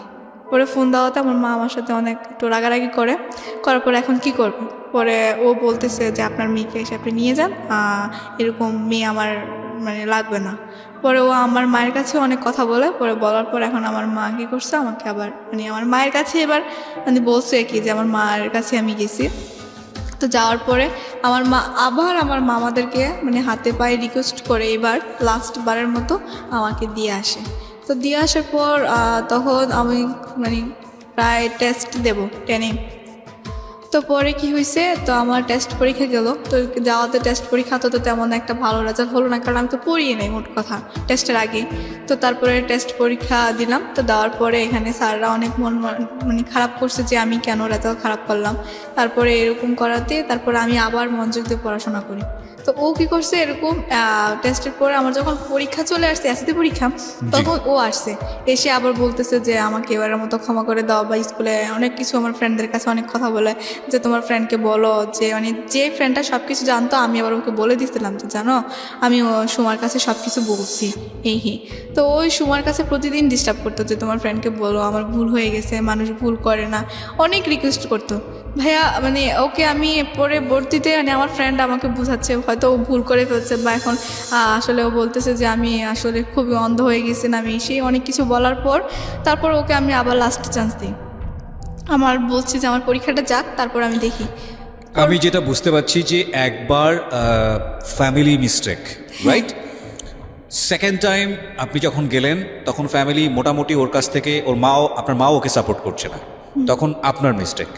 থার্ড টাইমে যখন আপনি যাচ্ছেন ওর সাথে তখন এটা পুরোপুরি আপনার মিস্টেক, কজ ততদিনে আপনার ফ্যামিলি ওর কাছ থেকে মোটামুটি সরিয়ে আনার জন্য প্রিপেয়ার ছিল। ডিভোর্স দিচ্ছিলেন না কেন, লোকটা যদি এত খারাপ? ভাইয়া ডিভোর্স দিতে যাবো, ডিভোর্স দেওয়ার মতো তো আমাকে কেউ একজন আমার পাশে থাকতে হবে। আমার পাশে থাকতে হবে মানে? মানে আমি কিভাবে ডিভোর্স দেবো আইনের, বা আমি তো ওরকম কিছু। আপনার মার প্ল্যানটা কি ছিল আমাকে এটা একটু পরিষ্কার করেন। আপনার মা ওকে বিয়ে দিয়ে রেখেছে বাট আপনার ওখানে থাকতে দিচ্ছে না, আবার আপনি গেলে সেখানে কেউ জানলে বলতেছে পুকুর বাড়িতে থাকে, মানে এটা কি? মানে এটা আমার মা চাচ্ছিল যে ও ওর থেকে যদি আমি একটু দূরে থাকি আস্তে আস্তে ও আমাকে মানে ভুলে যাবে, বা আমার তাহলে বিয়ে দেওয়ার কারণটা কি ছিল? বিয়ে দেওয়ার কারণটা ছিল ওকে একটা দেখানো, মানে নাটক, মানে আমার মা যেটা পরে বললো, মানে এখন মানে সেটা আমি বুঝতেছি। আমার মা আমাকে বলছে যে বিয়ে দেওয়াটা নাকি ছিল একটা নাটক, মানে ও যদি বিয়ে না দেয় তাহলে তো অনেকে কথা বলার পরও বিয়ে ভেঙে যায় বা মেয়েকে অন্য জায়গায় বিয়ে দিয়ে দেয়। তা আমার মা নাকি ওকে বলছিল যে আমার মেয়েকে তো তোমার কাছে বিয়ে দিয়ে দিচ্ছি, তাহলে তো আমার মেয়েকে আর কোথাও বিয়ে দেবো না, তো তুমি যদি বিদেশ চলে যাও, বিদেশ থেকে আসার পর আমার মেয়েরও পড়াশোনা শেষ হবে, তখন তোমার হাতে আমার মেয়েকে উঠাই দিয়ে দেবো। So it was her plan actually, এবং যাতে করে বিয়েটা করে সে দেশের বাইরে চলে যায়। হ্যাঁ, কিন্তু সে সেটা ইমিডিয়েটলি করেনি। না না। আচ্ছা, তো যখন আপনি বারবার ওনার সঙ্গে যাচ্ছিলেন তখন তো আপনি বুঝতে পারছিলেন যেটা উচিত হচ্ছে না, এটা ভুল হচ্ছে। হ্যাঁ, আমি তখন আপনি কেন যাচ্ছিলেন? আপনার পরিবার থেকে খুব বেশি অশান্তি হচ্ছিল আপনার সঙ্গে সেই জন্য যাওয়া, নাকি এমন কোনো মোহের মধ্যে ছিলেন বা ওর প্রতি আপনি দুর্বল হয়ে গেছেন একসাথে থাকার কারণে? ভাইয়া ওর প্রতি আমার তেমন একটা দুর্বল ছিল না, তারপরেও মানে ও আমাকে বারবার, আমি চিন্তা করতাম যে ওর কাছে তো আমার কতগুলো ছবি আছে। সেটা তো বিয়ের আগে, বিয়ের পরের ছবিগুলো? বিয়ের পরের ছবিগুলোও তো আছে ওর কাছে। বিয়ের পরের ছবিগুলো কি আপনি দিতেন নাকি ও তুলতো? মানে ঘটনাটা কি ছিল? ঘটনাটা কি ছিল, যখন আমরা একসাথে থাকতাম তখন ধরেন অনেক ছবি উঠানো হতো। হ্যাঁ, হয় আমারও উঠানো হতো বা ও উঠাইতো, একরকম ছবি উঠানো ছিল। তো ওইগুলো আপনারা খুব মিউচুয়ালি করতেন? হ্যাঁ হ্যাঁ, তো আমার তো ফোন ছিল না তখন, ওরই ফোন ছিল, তো ওর ফোনে ধরেন আমাদের দুজনের এগুলো নোট করবেন আপনারা? হ্যাঁ হ্যাঁ, তারপর ধরেন ওর ফোনে আমার মানে ছিল আর কি, মানে ধরেন আমাদের দুজনের ছবি ছিল। তো ও কি করছে, পরবর্তীতে আমাকে বলতো যে মানে আমি যদি ওর সাথে না যেতে চাইতাম তাহলে আমাকে বলতো যে আমি এই ছবিগুলো, তখন তো তোমার মানে জাস্ট অল্প পিক ছিল, এখন তো তোমার আরও একদম ফুল ছবি আছে, এখন তুমি কি করবা, এখন তো তোমার যাওয়ার কোনো পথ নেই। পরবর্তীতে ও এরকম করলে, তো তার জন্য থার্ড টাইম আমি ওকে মানে লাস্ট সুযোগ দিয়েছিলাম আর কি, মানে দেখি ও কি করে। এবার আমি একটু থামাচ্ছি আপনাকে। প্রথম কথা হচ্ছে যে যেই ছেলেটা কয়েকটা ছবি দিয়ে ব্ল্যাকমেইল করার কারণে আপনি তার ঘর সংসার করতে বাধ্য হচ্ছেন, ইমোশনালি বাধ্য হচ্ছেন, ফিজিক্যালি মেন্টালি যত রকমের টর্চার আছে সব কিছু করার পরেও আপনি বাধ্য হচ্ছেন, এবং সেই মানুষটাই আপনি যখন ওর সঙ্গে চলে যাচ্ছেন ইমোশনালি, তখন আপনি ঘরের মধ্যে গেলে বিভিন্ন রকমের ছবি তুলছেন। এইটা একটা পয়েন্ট করার মতো বিষয় প্রিয় শ্রোতা। প্রথম কথা হচ্ছে যে হাজব্যান্ড এবং ওয়াইফ একই ঘরের মধ্যে থাকা অবস্থায় কি করছে না করছে সেটা তাদের একেবারেই ব্যক্তিগত বিষয়, কিন্তু যদি প্রেক্ষাপটটা এরকম হয় যে বিয়েই করা হয়েছে ছবি তুলে ব্ল্যাকমেইল করে, এবং বিয়েটাই করা হয়েছে যে এইরকম নুড ছবি দেখিয়ে, যেগুলো কোনো না কোনোভাবে তার বাবা মায়ের ইজ্জতে বা সামাজিক সম্মানে আঘাত করতে পারে, সেক্ষেত্রে আপনার কি উচিত ছিল না যে পরবর্তীতে যে ছেলেটার সঙ্গে আপনার সংসার আদৌ হবে কি হবে না সেরকম কোনো গ্যারান্টি নাই, যে ছেলেটা আপনার উপর টর্চার করছে তারপর আপনি ওর কাছে গিয়ে এই ছবিগুলো তুলছেন, আপনার তো সচেতন হওয়া উচিত ছিল। ভাইয়া আমি যখন এই ছবিগুলো মানে আমি যখন ওর সাথে সেকেন্ড টাইম চলে যাই, তখন ও আমাকে বলছিল কি মানে যে আমার তো তোমার সব ছবি ডিলিট করে দিয়েছি, তোমার কোনো ছবি তো আমার কাছে নাই, দেখো আমি আগের থেকে, যে বললাম না যে ও ভালো হওয়ার জন্য মানে ট্রাই করছিল, আমি ওকে বলছিলাম যে ও ড্রিঙ্কস করবে না আর মানে এরকম সব কিছু। প্রথম কথা হচ্ছে ও কিন্তু একটা অ্যাকিউজ তার করানোর চেষ্টা করছে, বাট এটা ভুল, এটা বড় রকমের ভুল, এবং ভুল থেকে অনেক বড় রকমের অপরাধ। হ্যাঁ, বয়সটাও আপনি চিন্তা করে দেখুন, ক্লাস 8-এ পড়ুয়া একটা বাচ্চা, শিশুর বয়স, এবং ওর বয়স আজকে এই মুহূর্তে 19, রাইট? তখন আপনি চিন্তা করে দেখেন 13-14 বছর বয়স, এবং 13-19 বছরের ছেলেমেয়েরাই তো বলা যেত কিশোরী বলা চলে, তারাই অনেক বড় ধরনের ভুল করে, আর সেক্ষেত্রে 13-14 বছর পড়ুয়া একটা কিশোরী তাদের ভুল করাটা তো আরও স্বাভাবিক, এবং ইমোশনালি ব্ল্যাকমেইল করা। আমি কথাগুলো এই কারণে বলছি যে ইদানিং আমাদের ভার্চুয়াল জগতে এই ছবি যেই পরিমাণ আমরা আদান প্রদান করি, বিশেষ করে পার্সোনাল ছবিগুলো, এগুলো অনেক সময় জীবনে অনেক বড় ধরনের বিপদ ডেকে নিয়ে আসতে পারে। কোনো মানুষ যদি এটা নিয়ে আপনাকে ব্ল্যাকমেইল করতে চায় সামাজিক সম্মানের জায়গাটা থেকে, আমরা অহরহ এই ধরনের ঘটনা চোখে পড়ছে আমাদের, এবং এগুলো এক ধরনের ভাইরাল হয়ে গিয়েছে আমাদের এই প্রবলেমগুলো। সরকার যথোপযুক্ত আইন করেছে, নিয়ম করেছে, এবং এটা এক ধরনের বড় রকমের সাইবার ক্রাইম। এটা আইন করার পরে কিছুটা কমেছে, নইলে একেবারে সেলিব্রিটি থেকে শুরু করে বড় বড় সেলিব্রিটি থেকে শুরু করে সাধারণ মানুষ কেউই এই ধরনের মানে ভিকটিম হওয়ার বাইরে না, ঠিক আছে? কিন্তু এটা একটা জীবনকে কতখানি বিপদগামী করে তুলতে পারে এই ভুলগুলো, এই অপরাধগুলো, সেই উদাহরণটা আজকের সিক্রেটসে। বলেন। তারপরে ভাইয়া ধরেন হুমকি দিত যে না ছবিগুলো পাবলিশ করে দেবে, হ্যাঁ ও তো তখন কেন বলতো। ভয় পাইতেন? তো তখন তো আপনার হাজবেন্ড, ভয় পাওয়ার কি আছে? না ও তো বলতো যে আমি এই ছবিগুলো পাবলিশ করে দেবো, আর কি বলতো যে মানে যে বিভিন্ন নাম্বার দিয়ে দে না, হ্যাঁ, তো বলতো যে ও আমার ফ্যামিলির নাম্বার দিয়ে দেবে ছবিগুলোর সাথে? হ্যাঁ, ছবিগুলোর সাথে, যে এই নাম্বারে ফোন দিলে ইমো পাবা, বা এই নাম্বারে ফোন করলে সুন্দর মেয়ে পাবা, তোমার নাম দিয়ে দেবো, তোমার নাম সব পাবা ওকে বলতেছে, বা ও বলতেছে যে তোমার ভালো ছবিও দিয়ে দেবো। এবং আপনারা দেখবেন যে ইউটিউবে এরকম অসংখ্য ভিডিও পাওয়া যায় যেখানে একটা মেয়ের ছবি দিয়ে এবং নাম্বার দিয়ে এই ধরনের ঘটনা কিন্তু অসংখ্য আসে, এবং এগুলো এক ধরনের সামাজিক ব্যাধি। যেই আইডি থেকে, যেই ধরনের ইয়ে থেকে এটা আপলোড করা হয়, আমার মনে হয় যে তাদের এগেনস্টে সরকারের ব্যবস্থা নেওয়া উচিত। বলেন, এগুলো পাবেন আপনারা ইউটিউবে গেলে খোঁজ করলেই পাবেন, দেখবেন যে বিভিন্ন মেয়েদের ছবি, এবং এটা ঠিক আসলেই ওনার ছবি কিনা, বা এটা টেম্পার করা হয়েছে কিনা, বা ফটোশপে কাজ করা হয়েছে কিনা, এবং ওইভাবে নাম্বার দিয়ে দেওয়া হয় যে ওনার সঙ্গে যোগাযোগ করেন, বাড়ি অমুকতলা। এটা শুধুমাত্র রিভেঞ্জ নেবার কারণে, প্রতিশোধ নেবার কারণে, জিঘাংসার কারণে যে হুমকিটা ও পেয়েছে। পরবর্তীতে তখন মানে আমি ভাবলাম যে ঠিক আছে, ও যখন আমার কাছে মানে কি বলবো ভাইয়া, ওই সময় ও একদিন আমার পায়ে পর্যন্ত এসে ধরছে যে আমাকে এবার লাস্ট চান্স দাও, আমি মানে ভালো হয়ে যাব। এটা থার্ড টাইমের পরে? থার্ড টাইমে, মানে যখন লাস্ট বার, তৃতীয়বার। হ্যাঁ, তখন আবার আমি বললাম যে একটা মানুষ আমার পায়ে এসে ধরলো, মানে নিশ্চয়ই সে হয়তো তখন ভুল করেছে, মানুষ মাত্র তো ভুল করে, আর ও এখন নিশ্চয়ই ভালো হয়ে যাবে, ওকে আমি এটা লাস্টে চান্স দিই। কিন্তু এইবার ভাইয়া মানে আমার মামার আমার প্রতি এত খুব হয়েছিল যে মানে আমি 2-1 দিন পর পর না বলে মার কাছে চলে যাই, বা এটা কি হয়তো মামারা বুঝতে পারে নাই, অবশ্যই বুঝতে পারছে, আর মামি তো আছেই ধরেন বাসায়, তো ওরা তো একটু বলবেই। তো পরবর্তীতে মামারা এটা মানে বোঝার বাকি নেই, তারপর মানে কিছু বলে নাই কি তখন আমাকে। তো আমি যখন চলে যাই তখন গিয়ে দেখি মানে সে আগের মতোই, মানে 1-2 দিন ভালো থাকে, তারপর আবার সেই হয়ে যায়। তো তখন আমি ওকে বললাম যে মানে আমার এরকম মানে আমার কি অপরাধ যে আমাকে 2 দিন পর এইভাবে আনার পর, তখন ও আমাকে ডাইরেক্ট বলে যে তোর মাকে বল আমাকে বিদেশ পাঠাইতে, আর না হলে তুই এখান থেকে মানে আর জীবিত ফিরে যেতে পারবি না। ওকে, মানে এবার হলো অর্থের দিকে হাত বাড়িয়েছে। জি, এবার ও ডাইরেক্ট বলে ফেলছে। পরে আমি বলছি যে এটা কোন ধরনের কথা, যে আমার মা তোমাকে বিদেশ পাঠাবে, এটা কি কোনো কাগজে কলমে লেখা ছিল না, মানে কোথাও ইয়ে করা চুক্তিবদ্ধ ছিল? পরে ও বলতেছে যে না, তোরকে বিয়ে করাতে আমার কি পাইছি আমি বলতেছি আমার মা তো তোমাকে তোমার গলায় ঝুলাই দেয় না, আমাকে তুমি নিজে ইচ্ছাকৃতভাবে আমাকে বিয়ে করতে চাইছো। মানে তখন ওর সাথে আমি এক পর্যায়ে তর্ক করতে শুরু করি। পরে তখন তো একটু বুঝি, যেহেতু এসএসসি পরীক্ষা দিছি। পরে ওকে আমি বলতেছি যে আমার মা তো তোমার ইচ্ছে করে গলায় ঝুলাই দেয় মানে না। বিয়ের প্রায় 2 বছর হয়ে গেছে তখন। হ্যাঁ, এই অন অ্যান্ড অফ, কখনো থাকছেন, কখনো চলে আসছেন ওখান থেকে। ফার্স্ট টাইম বুঝালেন আপনি ফুহুর বাসায় আছেন, সেকেন্ড টাইম আপনি কি বুঝালেন? সেকেন্ড টাইম বুঝলাম মার কাছে চলে গেছি। থার্ড টাইম তখন তো ধরেন আমি যখন বাসায় আর মামাদের বাসায় যাওয়া হয়নি, কারণ আমার তো তখন পরীক্ষা। আপনি কোথায় চলে গেছেন? তখন একদম মানে ওর থেকে চলে আসার পর সেপারেট হয়ে আমি ঢাকায় চলে আসি, এখানে ইন্টারভিউ। ওকে, আমরা স্টেপ বাই স্টেপ যাই। হ্যাঁ, হ্যাঁ। তারপরে পরবর্তীতে কি করছে মানে ওর সাথে তখন আমার মানে কি তুমুল ঝগড়া হয়। ঝগড়া হওয়ার পর ও আমাকে অনেক মারে, মানে মারার মানে এমন মারে মানে আমি আবার ওই যে আমার মা আর মামারা যে কোনো মার সঙ্গে সেন্সলেস হয়ে গেছে ওরকম হয়ে যায়।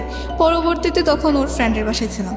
তো পরে ওর ফ্রেন্ড কী করছে, আমাকে হসপিটালে নিয়ে ভর্তি করানোর পর মানে আমি ওইখানে হসপিটাল থেকে পরে আমি আমার মানে ঢাকায় যে আন্টি, ওই আন্টিকে ফোন দিই যে আন্টি এরকম আমি তো হসপিটালে, আমাকে এসে নিয়ে যান। বলতেছিস তোর কী হয়েছে? বলতেছে আমি পরে বলবো যে আমার কী হয়েছে, আমাকে এসে নিয়ে যান। পরে উনি নিয়ে গেছে, নিয়ে যাওয়ার পর আমি বলছি যে এরকম আসলে আমি তো মানে আমার ফ্রেন্ডের বাসায় গিয়েছিলাম, মানে আন্টিকেও আমি সত্যি কথাটা বলি নাই, কারণ আমার মনে একটাই মানে আমি বুঝি নাই যে আমার মা কি তখন রাগ করে বলছিল না কিসের কারণে বলছে। মানে আমার মাকে আমি যদি ওর কথা বলতে যেতাম তাহলে আমার মা অনেক বকতো। তো বাট এখন তো আমি আমার মাকে আর বলতেও পারবো না, কারণ আমার মা তো একবার নিষেধ করছে যে ওর কাছে আর যাবা না। এখন আমি গেছি, আবার ও আমার মাকে ফোন করে অনেক হুমকি দিছে যে টাকা পয়সা না দিলে আপনার মেয়েকে এই করবো সেই করবো। তারপরেও যখন আমার মার মানে একটু নরম হয় নাই, আমার মা তো আমার প্রতি অনেক রাগ। এখন আমি কি করব? পরে আন্টির হাতে পায়ে ধরলাম, অনেক কিছু করলাম যে আমি তো এরকম আমার ফ্রেন্ডের বাসায় মানে আম্মুর সাথে রাগ করে চলে আসছি, এখন কি করব? মানে আমি জানি যে আমার মায়ের কথাটা বলবে না আন্টিকেও। পরে বলাতে তারপরে বলছে যে ঠিক আছে, তুই এসএসসি পরীক্ষা দিছিস, এখন ঢাকা এখানে ভর্তি হয়ে যা, আর তোর মাকে আমি ম্যানেজ করবো, কোনো সমস্যা নেই। পরবর্তীতে ঢাকায় ভর্তি হয়ে গেলাম।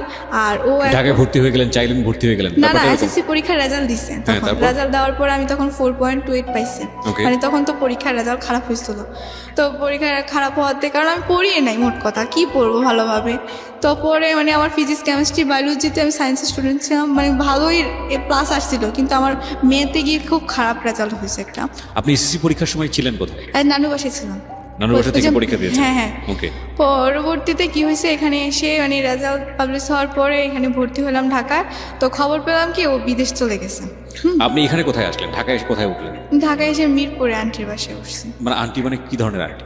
আন্টি বলতে আমার আপনার আন্টি। আপন আন্টি। তো আপনাকে জায়গা দিল? হ্যাঁ দিছে, মানে আমি ওনাকে বলছিলাম আর কি যে আমি একটা ফ্রেন্ডের মানে ভুল করে আম্মুর সাথে রাগ করে ফ্রেন্ডের বাসায় চলে আসছি। পরে খালামণি হঠাৎ করে মানে আমি খুব অসুস্থ হয়ে পড়ছি, তো আমার ফ্রেন্ড আমাকে এখানে ভর্তি করাইছে।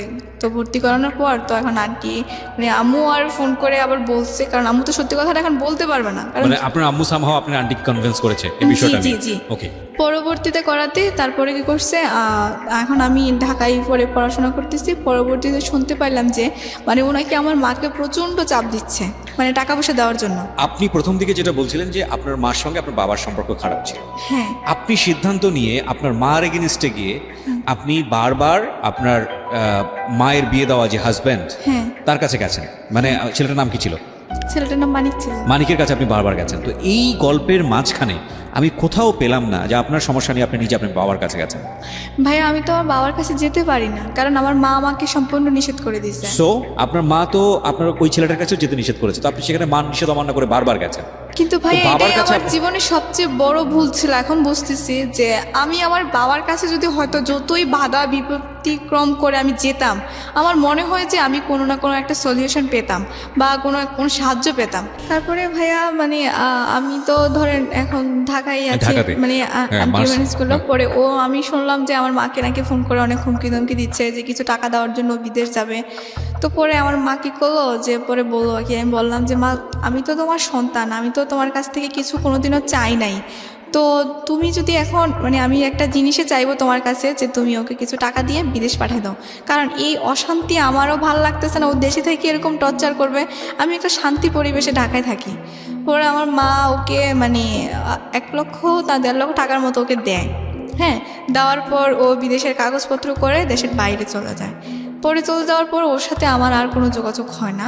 মানে ওর এরকম করে ওর বোনের মাধ্যমে আমার খবর নিত যতদিন পর্যন্ত ওর বোনের বিয়ে না হয় আর কি। ওর বিয়ে হয়ে যাওয়ার পর ওর আমার সাথে কোনো যোগাযোগ নেই, আমার ওর সাথে কোনো যোগাযোগ নেই। ওকে। তো পরবর্তীতে আমি যখন কলেজে পড়তেছি, পড়ার পরে তখন আমি একটা ফোন নিই। ফোন নেওয়ার পরে তখন সবার হাতে ফোন আছে, এখন তো কলেজে সবারই ফোন থাকে। তো আমিও একটা ফোন কিনার পর এখন ফেসবুক আইডি একটা মানে আমার এক ফ্রেন্ড খুলে দেয়। পরে ও বলতেছে, তা আমার এক ফ্রেন্ড ছিল সোহেল, তো ও বলছিল কি আমার নাম সোহেল রানা দিয়ে আছে, তুমি ওইটাতে দিলে আমাকে পাবা। তো ওকে আমি ফ্রেন্ড রিকোয়েস্ট পাঠাইতে গিয়ে ওর নিচে একটা ছেলে ছিল মানে সোহেল আরিফ চৌধুরী, আমি ওকে ফ্রেন্ড রিকোয়েস্ট পাঠাই দেওয়ার পর মানে একজনকে পাঠাইতে গিয়ে মিস্টেক আরেকজন হয়ে গেছে। তো পরবর্তীতে ও কী করছে, আমার ফ্রেন্ড রিকোয়েস্ট এক্সপেক্ট করছে। করার পর এখন দেখি কি মানে ও আমাকে হাই পাঠায়। তো পরে আমি বললাম যেটা কি, পরে 2-3 বার হাই পাঠাতে আমি হ্যালো লিখি। ছেলেটার নাম কি ছিল? ছেলেটার রিয়েল নাম হচ্ছে আরিফুল ইসলাম চৌধুরী সোহেল। আরিফুল ইসলাম চৌধুরী সোহেল, হ্যাঁ, এটা ছিল রিয়েল নাম। ওকে। হ্যাঁ। তো পরে ওর সাথে এরকম হাই হ্যালো চ্যাটিং করতে করতে এক পর্যায়ে ও আমাকে বলে যে আপনার ফোন নাম্বারটাকে একটু দেওয়া যাবে। তো আমি বলতেছি যে আপনাকে আমি চিনি না জানি না, ফোন নাম্বার কেন দেবো। তো পরে বলতেছে যে আপনার সাথে একটু কথা বলবো। তো কী হয়েছে ভাইয়া, তো পরে ও আমার ফোন নাম্বারটা নেওয়ার পরে ওই দিন রাতেও আমাকে ফোন দেয়। তো এরকম অনেকক্ষণ রাতে কথাবার্তা হতো। তো হওয়ার পরে ওকে আমি জিজ্ঞেস করলাম যে আপনাদের দেশের বাড়ি কোথায়। পরে ও বললো যে চিটাগং রাউজান। তো পরে ওর পিক দেখেও মোটামুটি মানে ভালোই দেখলাম। তো ওইখান থেকে কথাবার্তা হয়, তো ভালোই। তো পরবর্তীতে তারপর ও বললো যে, আমি বললাম যে দেশের বাড়ি কোথায়। তো পরে বললো যে চিটাগং রাউজানে। তো ওর বাবা ছিল আবার ওইখানকার মেয়র, তো মানে সাবেক মেয়র আর কি। তো উনি মারা গেছে। তো পরে ও কী করছে, ওইখান থেকে মানে ওর সাথে আমার কথাবার্তা এক পর্যায়ে দেখা হওয়ার পরে ও মানে আমাকে বলতেছে যে তোমার ফ্যামিলি মেম্বার কে আছে বা তাদের সাথে কি আমি একটু কথা বলতে পারি। তারপরে বললাম যে আমার ফ্যামিলি মেম্বার তো তেমন মানে ক্লোজলি কেউ নেই, তো আমার নানু আছে আর আমার আন্টি আছে। সেই সময় আপনার হাজব্যান্ড? হ্যাঁ। সে কি দেশের বাইরে? সে দেশের বাইরে, তার সাথে আমার কোনো যোগাযোগ বা কোনো কোথায় কিছু- চলে গেছে? মানে আপনার হাজবেন্ড দেশের বাইরে যাওয়ার কতদিন পরে? এটা যাওয়ার প্রায় আমার ফার্স্ট ইয়ার শেষ, মানে 1 বছরের মতোই কাছাকাছি হয়ে যাবে। তো ওই সময়টাতে হাজবেন্ডের সঙ্গে আপনার কোনো যোগাযোগ কোনো নেই? যোগাযোগ নেই, কোনো ইয়ে নেই। কেন যোগাযোগ নাই? ও বলছে যে ও আমার মাকে শর্ত দিছিল যে ও যদি দেশের বাইরে চলে যেতে পারে, ওকে টাকা দিলে ও আমার সাথে আর কোনোদিনও যোগাযোগ রাখবে না। যোগাযোগ রাখবে না বলতে কি, এটা কি ফর্মালি কাগজে কলমে শেষ হবে নাকি এমনিতেই যোগাযোগ অফ করে দিবে? মানে ও বলছে যে মানে কাগজে কলমে শেষ করে দেবে, কিন্তু এটা ও করে নাই। ও কি বলেছিল? মানে ও কাগজে বলেছিল যে মানে কাগজে কলমে হবে। কাগজে কলমেই হবে, মানে ডিভোর্স দিয়ে দিবে। জি। এটাও আপনার ফ্যামিলির শর্ত ছিল? জি আজকে আপনি যে বিষয়টা বলছেন, এটা কি আপনার বাবা জানে যে ওর সঙ্গে আপনার বিয়ে হয়েছিল? না, আমার বাবা জানে স্টিল আপনার বাবা জানে না? না। এখন পর্যন্ত জানে না? না। যদি জানে তাহলে আজকের অনুষ্ঠানের মধ্য দিয়ে জানবে, রাইট? জি। ওকে, বলেন তারপর। তারপর হচ্ছে যে মানে ওর 1 বছর পর হ্যাঁ, 1 বছর পর ওর সাথে আমার আস্তে আস্তে হাই হ্যালো শুরু হয়। তো হাই হ্যালো শুরু হয়। এই 1 বছরের মধ্যে আপনি আপনার মাকে বলেছিলেন যে ওর সঙ্গে যোগাযোগ করে ডিভোর্স পেপারটা নিয়ে আসতে? আমি আমার মাকে একবার জিজ্ঞেস করেছিলাম যে মা, আমাদের তো কোনো ডিভোর্স হয় নাই, তো এখানে তো ধরো যে ও যে কোনো মুহূর্তে এসে দাবি করতে পারে যে ও আমার ওয়াইফ। তখন আমার মা আবার একটা কাজ করছে কি ভাইয়া, মানে আমার যে এসএসসি সার্টিফিকেট আছে না, ওইখানে আমার বয়সটাকে একটু চেঞ্জ করে দিছে। মানে আমার জন্মসালটাকে চেঞ্জ করে দিছে। চেঞ্জ করেছে কেন? চেঞ্জ করে দিছে হচ্ছে আমার মানে 1 বছর সামনে দিয়ে দিছে। বয়স হ্যাঁ। বাড়িয়ে দিয়েছে? হ্যাঁ, না, কমিয়ে দিছে। কমিয়ে দিয়েছে? মানে যেটা জন্ম নিবন্ধনে ছিল ওটা থেকে 1 বছর কমিয়ে দিয়েছে এই কারণে, যাতে মাসটা সহ চেঞ্জ করে দিছে, যাতে আমার মা বলতেছে যাতে মানে ও পরবর্তীতে মানে না বলতে পারে যে মানে এটা আমার মা প্রমাণ করবে যে এটা ফলস ছিল, এটা আমার মার বিয়েটা false ছিল? জি, ফলস ছিল, মানে ওইটা কোনো ভ্যালু নেই। তার কারণে আমার মা কী করছে, মন্ত্রণালয় থেকে আবারও সেই সার্টিফিকেট, জন্ম নিবন্ধন বা বোর্ডের থেকে আবার সব সার্টিফিকেট আবার নতুন করে করছে। ওকে। মানে যাতে আমার মা বলতেছে যে ও তো সহসায় ডিভোর্স দেবে না, বা ও আরও যদি কোনো কিছু চায়। আপনারা দেননি কেন? এখন আম্মু কেন দেয় না সেটা আমি জানি না, বা আমি তো এরকম ডিভোর্স সম্পর্কে বা আইন সম্পর্কে আমার তো ধারণা নেই। ওকে, বলেন তারপর। তারপর বলার পর কি করছে, এখন ওর সাথে সোহেলের সঙ্গে কথা হচ্ছে? হ্যাঁ, কথা হচ্ছে, দেখা হচ্ছে। দেখা হচ্ছে বলতে? দেখা হচ্ছে, ও ঢাকায় এসে আমার সাথে দেখা করছে। কতদিন কথা বলার পরে? প্রায় 6 মাস কথা বলার। কি ধরনের কথোপকথন ছিল? এই তো হাই হ্যালো কেমন আছো, মানে ফ্রেন্ড সার্কেল একটা ছিল, কিন্তু দেখা হওয়ার পরে আস্তে আস্তে ওর প্রতি আমার একটা ভালো লাগা সৃষ্টি হয়েছে, ওরও আমার প্রতি একটা ভালো লাগা সৃষ্টি হয়ে যায়। পরবর্তীতে ও বলছে যে তোমার তো কোনো ফ্যামিলি মেম্বার কে কে আছে ভালো, মানে তোমার খুব ক্লোজলি, ও আমার সম্বন্ধে সব কিছু জানছে। Okay. জানার পর ওকে আমি সব কিছু বলছি, সবকিছু বলতে? মানে আমার হাজবেন্ডের কথা সব কিছু ওকে বলছি। স্টিল ইউ আর ম্যারিড সেটাও বলেছেন? হ্যাঁ, বলছি। Okay. পরে ও বলতেছে এখানে তো তোমার কোনো দোষ নেই, বাট তোমাকে তো জোর করে করানো হয়েছে, আর তোমার তো এই আপনি এত কিছু তাকে বললেন, তার সম্পর্কে কতটুকু জানতেন? ওর সম্পর্কে জানতাম যে ও মানে চিটাগংয়ের ছেলে, ওর বাড়ি রাউজান, বা ওর বাবা সাবেক মেয়র ছিল, আর দ্বিতীয় কথা হচ্ছে যে ও ফ্যামিলির সবচেয়ে ছোট সন্তান, আর ওরা 2 ভাই। আর দ্বিতীয় কথা হচ্ছে যে ও ব্যাংকে চাকরি করে, চকরিয়া মানে সরি পাহাড়তলি ব্রাঞ্চে, মানে এতটুকুই জানতাম। আর চিটাগংয়ে ওদের বাসা ছিল, মানে ওদের বাসার কাছে। ওকে, ফাইন। এই 6 মাস কথোপকথনে আপনাদের সম্পর্কটা কি ফ্রেন্ডশিপ পর্যায়ে ছিল? সেই অবস্থায় দেখা করতে যাচ্ছেন নাকি সম্পর্কটা অন্যদিকে চলে না, গেছে? পরবর্তীতে ধরেন মানে ও যখন মানে প্রথমে যখন ওর সাথে আমি কথা বলতাম, তখন মানে ফ্রেন্ডলি হিসাবে কথা বলতাম, মানে কোনো ভালো লাগা বা ওরকম কিছু ছিল না। আমি ভাবতাম যে মনে হয় যদি ওর সাথে মানে কথা বললে যদি আবার ওই ছেলেটার মতো কোনো কিছু করে, তো পরে ওকে আমি সব কিছু মানে ওর সাথে যখন দেখা করি, আমি ওর ঢাকায় এসেছিল দেখা করতে, তো পরে দেখা করার কথা বলাতে তখন ও আসতে আমাকে দেখার পর মানে ওর ভালো লাগে, তো পরে আমারও ওকে একটু হালকা হালকা ভালো লাগতো। তো তারপরে আমি ওকে সব কিছু শেয়ার করি যে আমার লাইফে এই ঘটনা ঘটছে, আমি মেরিড, বাট এই তখন ও বলতেছে যে তো তোমার কোনো দোষ নেই, তুমি তো নির্দোষ, কারণ এটা তোমার মা তোমাকে বিয়ে দিছে, বা ও আমাকে এরকমভাবে বোঝায়।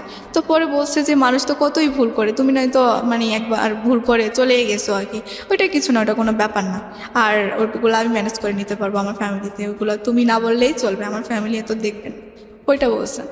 পরে বলছে যে তোমার ফ্যামিলি মেম্বার কে আছে ক্লোজ, আমি তার সাথে কথা বলি। তো পরে আমার নানুর সাথে মানে ও কথা বলে, বা আমার আন্টির সাথেও কথা বলে, ভালোই আমার ফ্যামিলি। তখন কথা বলাতে ও মানে ওকে আমি ও নিয়ে কথা বলতেছে, এরকম আমাদের মানে ভালোবাসাও আস্তে আস্তে মানে চলছে। পরবর্তীতে ধরেন মানে ও আমাকে মানে বলতো আর কি যে তোমার কিছু পিক দাও, তো তখন আমি ওকে আমার পিক দিতাম, তো ও আমার পিক দিত। তো এক পর্যায়ে এটা মানে ও বলতেছে এরকম পিক হবে না, অন্য ধরনের পিক দাও। তখন আমি বলতেছি অন্য ধরনের পিক কি? পরে বলতেছে যে বুঝো না এখনকার রোমান্টিকতা, মানে এখনকার যুগের ডিজিটাল মেয়ে, তুমি কি বুঝো না এগুলা, ওই পিক দাও। আমি বলতেছে ওইসব কীরকম পিক বলো? পরে বলতেছে যে আমি বলতেছি কি বলো এগুলো বলাতে ও বলতেছে, আমি বলতেছি না আমি ওরকম পিক দিতে পারবো না। তখন সম্পর্কটা কি ভালোবাসার সম্পর্ক? হ্যাঁ ভালোবাসার সম্পর্ক। পরবর্তীতে ও বলাতে হ্যাঁ ওকে আমি দিছি। তারপরে বলাতে ও এক পর্যায়ে ও আমার সাথে বলতো আর কি যে আজকে দাও না প্লিজ, এরকম এরকম অনেক রিকোয়েস্ট করতো। তো আপনি ছবিগুলো দিতেন? হ্যাঁ, র্যান্ডমই দিতেন। যেই ঘটনা আপনার লাইফে এত বড় একটা বিপদ ডেকে নিয়ে আসলো এবং এটা ছবি কেন্দ্রিক, যেটাতে আপনার কোনো হাত ছিল না, এটা তো বুঝেছিলেন ততদিনে যে এই একটা ছবি দিয়ে, এ ধরনের ছবি দিয়ে সামাজিকতা ক্ষুণ্ণ করার অজুহাতে একটা মেয়ের ফিউচার ধ্বংস করে দেওয়া যায়। জি ভাইয়া। শুধু একটা মেয়ে না, যে কোনো একটা মানুষকে সামাজিকভাবে অনেক বড় রকমভাবে হেয় করা যায়। তারপরেও এইরকম একটা জিনিস জেনে শুনেও আপনি কেন এই ধরনের ছবি ওকে দিলেন? ভাইয়া তখন আমি ভাবতাম যে হয়তো ওই ছেলেটা আমার সাথে ফলস করছে, আর ওর কথাবার্তা শুনে আমার মনে হতো যে ওকে আমি ভালোবাসি, ও আমাকে বিয়ে করবে, ও আমাকে ঠকাবে না। এক্স্যাক্টলি এই জায়গাটাই আমরা সবসময় ভুলটা করি, যে ভুলটা কিন্তু ওর জীবনেও ছিল। যে ছেলেটা গায়ে হাত তুলছে, যে ছেলেটার সঙ্গে এত বড় সম্পর্ক, এত বাজে সম্পর্ক, সেই ছেলেটার কাছে ও আবার ফিরে যাচ্ছে বিকজ অফ ইমোশন, এবং একই ইমোশনের কারণে পরবর্তী আরেকটা সম্পর্কে জড়িয়ে সে একই ভুলটা করছে। এবং এই ভুলগুলো একটু একটু করে এটা একটা ভয়াবহ অপরাধ। একটা কথাই আছে, একবার ভুল ভুল, দুইবার ভুল ভুল, কিন্তু তিনবারের ভুল কিন্তু কোনো ভুল না, সেটা অপরাধ। এবং ওর জীবনে এটা 4বার 5বারের জায়গায় পৌঁছে গেছে, সেটা অপরাধ না, মহা অপরাধ। বলেন। তারপরে এরকম ছবি আদান প্রদান করা হতো। হওয়ার পরে তো ও আমাদের বাসায় একবার আসলে তখন আমার নানু ওকে বলতেছে যে দেখো সোহেল, সম্পর্ক তো অনেকদিন হলো, এবার বিয়ে শাদির কথা কিছু ভাবো। ওর নানা তো খুব অসুস্থ, বাট বলতেছে ওকে একটা বিয়ে দিয়ে নাত জামাই দেখে তারপরে মরলেও না শান্তি লাগবে। পরে ও বলতেছে এখন কেমন যেন একটা হয়ে গেছিলো। তো হয়ে যাওয়ার পর আমি বলতেছি কী ব্যাপার, তোমার ভিতরে কোনো টেনশন কাজ করতেছে? তো পরে বলতেছে যে না টেনশন না, তারপরে কোনো সমস্যা নেই, ও একটু কথাটা ঘুরে ফেলছে। পরে ও যখন চিটংয়ে গেছে তাই বললাম কী ব্যাপার, তোমার মায়ের সাথে তো আমাকে কথা বলাল না, বা আমি তো জানি না, বা কিছু একটা বলো। তো পরে ও কী করছে ভাইয়া, ও আস্তে আস্তে আমার থেকে দূরে সরে যাচ্ছে।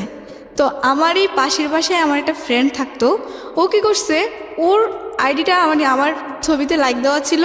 তো পরে কী করছে, ও আমার ওই লাইক থেকে ওর আইডিটা নিছে, নেওয়াতে তারপর ওর সাথে ফ্রেন্ডশিপ করাতে যেই ছেলে কি বলতাম, যারা আমি এত ভালোবাসলাম, সে ঢাকায় ওর সাথে দেখা করতে এসে একসাথে এমনও কিছু ক্লোজ ছবি আমাকে দিছে, যেগুলো দেখার পর আমার নিজেকে আমি আর কোনো কন্ট্রোলই করতে পারতেছি না। বিষয়টা কি হয়েছে আমাকে আরেকবার একটু বলেন, I am not clear actually.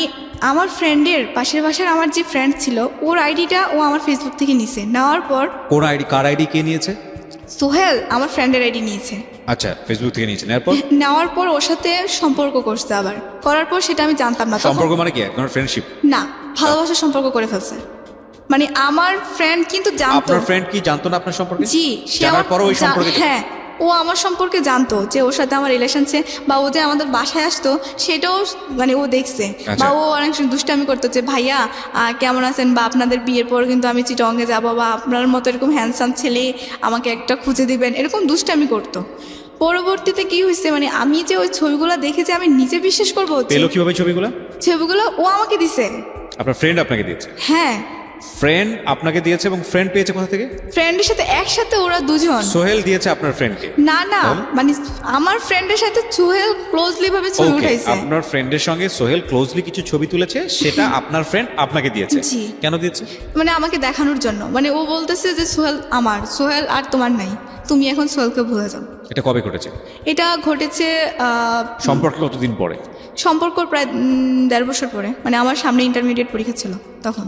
আচ্ছা, তো এই যে ঘটনাটা আপনার সামনে ঘটলো, এটা কি হঠাৎ করে ঘটে গেছে, নাকি আপনি কোনো চেঞ্জ টের পাচ্ছিলেন? হ্যাঁ, চেঞ্জ টের পাচ্ছিলাম। সেটা হচ্ছে যে সে আমাকে ফোন করলে তেমন আগের মতো কথা বলতো না, একটা অ্যাভয়েড করে চলতো। ওর জায়গা থেকে কি ছিল, সম্পর্কটা ভেঙে ফেলবে এরকম কোনো ব্যাপার ছিল? হ্যাঁ, ওর সম্পর্ক ছিল যে ওরা তো চিটংয়ের ছেলে, ওদের একটা নিয়ম হচ্ছে যে চিটংয়ের মেয়েকে বিয়ে করতে হবে। হ্যাঁ, মেয়েকে বিয়ে করতে হবে, এবং আর এখানকার অন্য জেলার মেয়েরা ওরা অ্যাভয়েড করে না। ওকে। তো আর এই জন্য আর ও হচ্ছে যে ও চাচ্ছে যে ওর মা যেটা বলে ও সেটাই করবে। হ্যাঁ, তো আমি বলছি যে তোমার মায়ের সাথে তো আমি একবার এই কথাটাও বলছিলাম যে আমি কথা বলি আন্টির সাথে, যদি আন্টির আমার ভালো না লাগে তাহলে আর কোনো দরকার নেই। তো পরে ও বলছে যে না, প্রথমে আমাকে বুঝাইতো যে আমার মার ভালো লাগবে এসে। তো পরবর্তীতে ও আমাকে এতভাবে হার্ট করছে, ছবিগুলো তো দিছে। আবার ও আমাকে বলছে কি যে তুমি তোমার আগের হাজবেন্ড আছে বা ওর সাথে তুমি চলে যেতে পারছো, এরকম করতে পারছো, তুমি যে আমার বিয়ের পর আরেকটা ছেলে মানে তোমার হাজবেন্ডকে রেখে তুমি আমার সাথে রিলেশন করছো, এখন যে তুমি আরেকটা ছেলের সাথে চলে যেতে পারবে না তার তো কোনো গ্যারান্টি নেই, তাহলে আমি কি করে তোমাকে বিলিভ করবো? এটা আপনাকে সে বললো? হ্যাঁ। ফাইন, তারপর? তারপরে ভাইয়া ওই দিন মানে আমি কি যে বলবো, মানে আমার এত পরিমাণ কান্না লাগছিল, মানে আমার মায়ের যে কষ্টটা ওইটাও মনে হয় যে ওর থেকে আরো দ্বিগুণ কষ্ট আমার বেশি লাগছিল। আপনি যখন ইন্টারমিডিয়েটে পড়ছেন ওই সময়কার ঘটনা এটা, জি। আপনি যথেষ্ট ম্যাচিউর, আপনি একটা ছেলের সঙ্গে বিয়ের সম্পর্কে জড়ানোর কথা চিন্তা করছেন এবং আপনার এক্সিস্টিং লাইফে হাজব্যান্ড থাকার পরেও আমি বুঝতে পারছি যে তাকে আপনি মন থেকে কখনো হাজব্যান্ড মনে করেন। এটা একটা মাঝে মাঝে যে কয়দিন গিয়েছেন সেটা ইমোশনাল ব্যাপার ছিল, কিন্তু এটা তো অবশ্যই লিগেলি একটা সম্পর্ক ছিল। তো সেই লিগ্যাল সম্পর্কটা আপনি তো চেষ্টা করলে কারো কাছ থেকে জেনে বা ইভেন যে যার সঙ্গে আপনি সম্পর্কে জড়াচ্ছেন তার কাছ থেকে জেনে হলেও আপনি ডিভোর্সটা দিতে পারতেন, দিয়ে আপনি এই সম্পর্কে জড়াতে পারতেন। আপনি তো সেটা করেননি, কেন করেননি? ভাই করিনি, আমি আম্মুর কাছে বলাতে মানে আম্মু বলতো যে হ্যাঁ আমি তো ওইরকম করে ফেলছি, ওর তো কাছে তো কোনো প্রমাণ নেই, ওর তুমি ডিভোর্স দিয়ে বা কি করো? ডিভোর্স এটা দিলে কি আপনি সেকেন্ড রিলেশনশিপে যার সঙ্গে জড়াচ্ছেন সোহেল, সে কি এটা জানতো? হ্যাঁ জানতো। জানার পরে তার কাছ থেকে প্রতিক্রিয়া কি ছিল? তার কাছে প্রতিক্রিয়াতে ওই তো বললাম, সে বললো যে এগুলো কোনো কিছুই না, এগুলো কোনো। আপনি লিগেলি তার ওয়াইফ, তো আপনাকে নিয়ে যদি সে সংসারের কথা চিন্তা করে সেটা তো পারবেই না সে। না আম্মু তো ওই যে বললাম না চেঞ্জ করে ফেলছে, আম্মু তো বলতেছে আমাকে যে ওটা কোনো বিয়ে না, ওটা কোনো কিছু হবে না, তোমার ওইটা কাগজটা ভুয়া মানে প্রমাণ করতে চাইলে ও যদি প্রমাণ করে যে তুমি ওর ওয়াইফ তাহলে। এটা কি ও বিশ্বাস করেছিল? হ্যাঁ আমিও তো বিশ্বাস করেছি, আমি আজও পর্যন্ত সেটা বিশ্বাস করি। বোকার স্বর্গ মানে শুনেছি এতদিন, বোকার স্বর্গটা আজকে আমার মনে হচ্ছে যে দ্য স্টেজ অফ রিয়েলিটিতে এসে বসেছে বোকার স্বর্গ। ওকে বলেন তারপর। তারপরে ধরেন মানে ওর সাথে আমি আমার একটা মানুষের জন্য ট্র্যাপ হয়ে ফেলতে চাচ্ছি একটা মানুষকে, কিন্তু আনফর্চুনেটলি আমি নিজে ট্র্যাপের মধ্যে ঢুকে বসে আছি, যেটা ওর মার কথা শুনে আমার কাছে মনে হচ্ছে যে সামহাও ও এই ঘটনার থেকে বাঁচানোর জন্য ওনার মেয়েকে সেভ করার জন্য বিভিন্ন রকমের ফন্দি ফিকির করতেছে, কিন্তু সেই ফন্দি ফিকিরে সে নিজেই আটকে বসে আছে। It's very interesting. এবং এই ছেলেটার যে ফায়দাটা ছিল, ওনার যে হাজব্যান্ড মানে লিগেলি যে হাজব্যান্ড, সে কিন্তু তার ফায়দাটা ঠিকই লুটেছে এবং সে কিন্তু ঠিকই দেশের বাইরে গিয়ে বসে আছে পয়সাটা সব কিছু নিয়ে, ব্ল্যাকমেইল করছে যথেষ্ট রকমভাবে, এবং সে যথেষ্ট গেইনার বলা যেতে পারে তার জায়গাটাতে। তারপরে ধরেন মানে আর সোহেলের সাথে আর কথা বলা অফ হয়ে গেছে, তো আমি ইন্টারমিডিয়েট পরীক্ষা দিলাম। আপনার ফ্রেন্ডটাকে আপনি কি বললেন? কোনটা? যে আমার friend আপনার- ফ্রেন্ডটাকে ওকে আমি আর কিছু বলিনি, কারণ এটা তো ওর দোষ ছিল না। একটা ছেলে যদি একটা মেয়েকে যদি ধরেন প্রশ্রয় নেয় দেয় তাহলে তো মেয়েটা কিছু করতে পারে, আর মেয়েদের মন এমনিতেও নরম, মানে একটু ভুলালে ওদেরকে ভুলানো যায়। তার মানে আপনি বলতে চাচ্ছেন যে আপনার বান্ধবীকে সেই কনভিন্স করে, ছেলেটাই কনভিন্স করে? হ্যাঁ কারণ ও তো ফ্রেন্ড রিকোয়েস্ট পাঠাইছে, আমার বান্ধবী আমাকে দেখাইছে। পরে যখন মানে আমি ওকে মানে বললাম যে তুই আমার সাথে এরকম কেন করলি, পরে ও আমাকে দেখাইছে যে আমি ফ্রেন্ড রিকোয়েস্ট পাঠাইনি। ওরা কি কন্টিনিউ করেছে পরবর্তীতে রিলেশনশিপটা? না ওরা ব্রেকআপ করে দিয়েছে, তো কারণ ওর তো ছিল যে ওর সাথে রিলেশন করলে ওই ছবিগুলো আমাকে দেখাইলে তো পরে আমার আর আমার ফ্রেন্ডের ভিতরে দ্বন্দ্ব লেগে ও মাঝখান থেকে সরে যায়। মানে ছেলেটা মাঝখান থেকে সরে যায়? জি। ওকে, তারপর? তারপর কি হয়েছে মানে এটা নিয়ে ধরেন আমার ইন্টারমিডিয়েট পরীক্ষার পর তো এখন আমার তো ধরেন কি বলবো, আর আমার তো আর বলার মতো কোনো ভাষাই ছিল না। মানে আমার বলতে গেলে আমি কোনো ছেলেদেরকে দেখলে আমার ওই ছেলের কথা মনে হয়ে যেত, মানে আস্তে ওরা চিট বা এরকম কিছু মনে হতো। তো পরবর্তীতে ধরেন ভাইয়া মানে আমি নিজে নিজে একটা প্রতিজ্ঞা নিলাম যে আমার লাইফে যেহেতু এত কিছু ঘটনা ঘটেছে, হ্যাঁ, সো আমি আমার মানে নিজকে এবার প্রতিষ্ঠিত করবই করব। তো প্রতিষ্ঠিত করতে গেলে তখন আর আমার ইন্টারমিডিয়েটের রেজাল্টও ছিল, পাস আসছিল, ভালোই রেজাল্ট হয়েছিল। তো এখন এসএসসিতে তো আমার একটু পয়েন্টের নিচে নেমে গেছে, ওই যে 4 পয়েন্ট চলে আসছে, এই কারণে তো আমি ধরেন সরকারি মেডিকেলে চান্স পাওয়াটা খুবই কষ্টকর হয়ে যাবে। তো আমি খুবই মানে চেষ্টা করেছি, মানে আমার খুব ইচ্ছে ছিল যে আমি একটু সরকারি মেডিকেলে পড়াশোনা করব। তো মানে আমি খুবই পড়াশোনা করতেছি, মানে আমার আর আদার্স কোনো টেনশন নেই। মানে এখন আমার মূল হচ্ছে যে আমার বাবা মাকে আমি একত্রে করে দেব, আর আমি মেয়ে হয়ে আর আমি একজন ডাক্তার হয়ে এবং মানুষের সেবায় নিয়োজিত করব, আর কখনো কোনো ছেলের লাইফে বা কারোর সাথে জড়াবো না, এরকম একটা দ্বিধা মানে মনে প্রতিজ্ঞা আসছিল আর কি। পরে আসার পর আমি চিটংয়ে গেলাম। চিটংয়ে যাওয়ার পরে ওইখানে মানে আমার ফ্রেন্ড সার্কেলদের সাথে সাগরের পানিতে আমার ফোনটা নষ্ট হয়ে যায়। সো আমি যেটা বুঝি যে আপনি এখন প্রাইভেট একটা মেডিকেলে পড়াশোনা করছেন এবং আপনার খরচটা আপনার মাই দিচ্ছে, জি। নাকি আপনি নিজের খরচ জোগাড় করেন? আমি একটা কোম্পানিতে চাকরি করি ছোটোখাটো করে আপনি আপনার পড়াশোনা চালাচ্ছেন। তো ফাইনালি আমরা কি পেলাম, লাইক আপনি এই যে এত বড় ধরনের একটা প্রবলেম ফেস করলেন, বা আপনার যেই ছবিগুলো, আমি যতদূর জানি যে এই ছবিগুলো এখন শুধু আপনার হাজব্যান্ডের কাছে না, আপনি আমাকে অনুষ্ঠান শুরুর আগে বলছিলেন তার ফ্যামিলি মেম্বারদের কাছে ছবিগুলো আছে, জি। এবং এগুলো খুব রিস্কি টাইপের ছবি, এবং সেটা সম্ভবত তার ফ্যামিলি মেম্বাররা তার কাছে রেখেছে, এবং যে কোনো মুহূর্তে এগুলোতে তারা আপনাকে ব্ল্যাকমেইল করতে পারে। সো আপনি যদি আপনার জায়গা থেকে ডিভোর্সও দেন, সেটাও একটা বিপদগামী সম্পর্কের দিকে যেতে পারে। এবং আপনি যদি এটাও প্রমাণ করার চেষ্টা করেন যে না, বিয়েটা একটা হয়ও নাই, তাহলেও সে রিভেঞ্জ নিতে পারে। এবং সে যেহেতু দেশের বাইরে আছে, সুতরাং আইনের জায়গা থেকে তাকে বলা যেতে পারে সে হয়তো এক ধরনের সুযোগও নিতে পারে।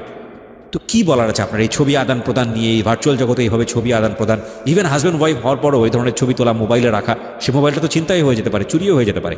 কি বলার আছে? আপনি তো নিজেই একটা আগ্নেয়গিরির মধ্যে আছেন এখন, সব কিছু বলতে গেলে সামাজিকতা জায়গাটা থেকে। হ্যাঁ, আমি যদি মানে বলতে চাই আর কি, যে আমার মতো ভুল যেন এই পৃথিবীতে আর কেউ না করে, মানে এই ছবি লেনদেন যেন অন্তত আর না করে। মানে সে তোমার যতই বয়ফ্রেন্ড হোক না কেন, কারণ যদি বয়ফ্রেন্ডে যে যদি তোমাকে সত্যিই ভালোবাসে, তাহলে কখনো তোমার দেহ যাবে না বা তোমার এরকম নেগেটিভ ছবি যাবে না, আর তোমাকে মন থেকে ভালোবাসবে। আর যারা মন থেকে ভালোবাসে তারা কখনো দেহ চায় না। সো আপনি যেটা বলতে চাচ্ছেন যে এই ধরনের ছবি আদান প্রদান করা থেকে একেবারে বিরত থাকা উচিত। ইভেন আমি বলতে চাই যে if it is with husband and wife, যদি হাজব্যান্ড ওয়াইফের মধ্যেও ব্যাপার হয়, তাহলেও আমি বলবো যে please do not do this. Cause আপনি জানেন না যে সেলফোনে আপনি করছেন এটা, সেই সেলফোনটা কোনো এক সময় হয়তো বা হারিয়ে যেতে পারে, বা আপনি যেই ওয়েবসাইটের মাধ্যমে এটা করছেন সেটা হয়তো বা ইনসিকিউর হতে পারে। সুতরাং মান সম্মানের দিক থেকে, যে কোনো জায়গার দিক থেকে এটা খুবই খুবই ইনসিকিউর। এবং আপনি চিন্তা করে দেখুন, আপনারা হয়তো নতুন বিয়ে করেছেন বা এরকম একটা সময় হয়তো শখগুলোর স্মৃতি হিসেবে রাখার জন্যে, এবং এটা হয়তো আপনি ভুলেই গেছেন কোথায় রেখেছেন। ভবিষ্যতে হয়তো আপনার সন্তান বড় হয়ে তাদের চোখে পড়ল। সো কতটা দুর্ঘটনাজনিত হতে পারে। একটা ছোট গল্প বলে শেষ করতে চাই। আমরা এমন একটা যুগে বসবাস করি যেখানে কমিউনিকেশনটা খুব ইজি। আমি অনেকদিন আগে ফেসবুকে এরকম একটা ভিডিও দেখেছিলাম যে মেয়ে আলটিমেটলি কোনো একটা খুব সেন্সিটিভ একটা ছবি তার বয়ফ্রেন্ডকে পাঠাতে গিয়ে সে আলটিমেটলি হোয়াটসঅ্যাপের কোনো একটা গ্রুপে ছবিটা আপলোড করেছে, এবং ভুল করে সে আলটিমেটলি ওই গ্রুপের মধ্যে তার প্যারেন্টসরা ছিল। এবং শুধু প্যারেন্টস না, ওই যে গ্রুপটা ছিল সেই গ্রুপসে প্যারেন্টসদের যারা আলটিমেটলি অফিসের বস, তারাও অ্যাডেড ছিল। তার মানে বুঝতেই পারেন যে ঘটনাটা শেষ পর্যন্ত কোথায় গিয়ে দাঁড়াতে পারে। So please be careful on this issue. অবশ্যই এই ধরনের কাজ থেকে দূরে থাকেন, এটা আপনার জন্য সেফ এবং সবার জন্য সেফ, এবং আমরা আপনাদেরকে অবশ্যই নিরুৎসাহিত করব। আজকের মতো এখানেই শেষ করতে চাই সিক্রেটস। আমরা বিশ্বাস করি প্রতিটি ভুল, প্রতিটি অপরাধ, এটার পেছনে শক্তিশালী একটি কারণ থাকে, এবং যারা ভিকটিম হন কিংবা যারা এই অপরাধটা করেন, তারা একটা শক্তিশালী রিজন থেকে করেন। সেই জায়গাটি থেকে আমরা আমাদের অনুষ্ঠানটিকে রিফ্লেক্ট করতে চাই এই অর্থে যে এই ভুলটা বা এই অপরাধটা যেন আর কেউ কখনো না করে।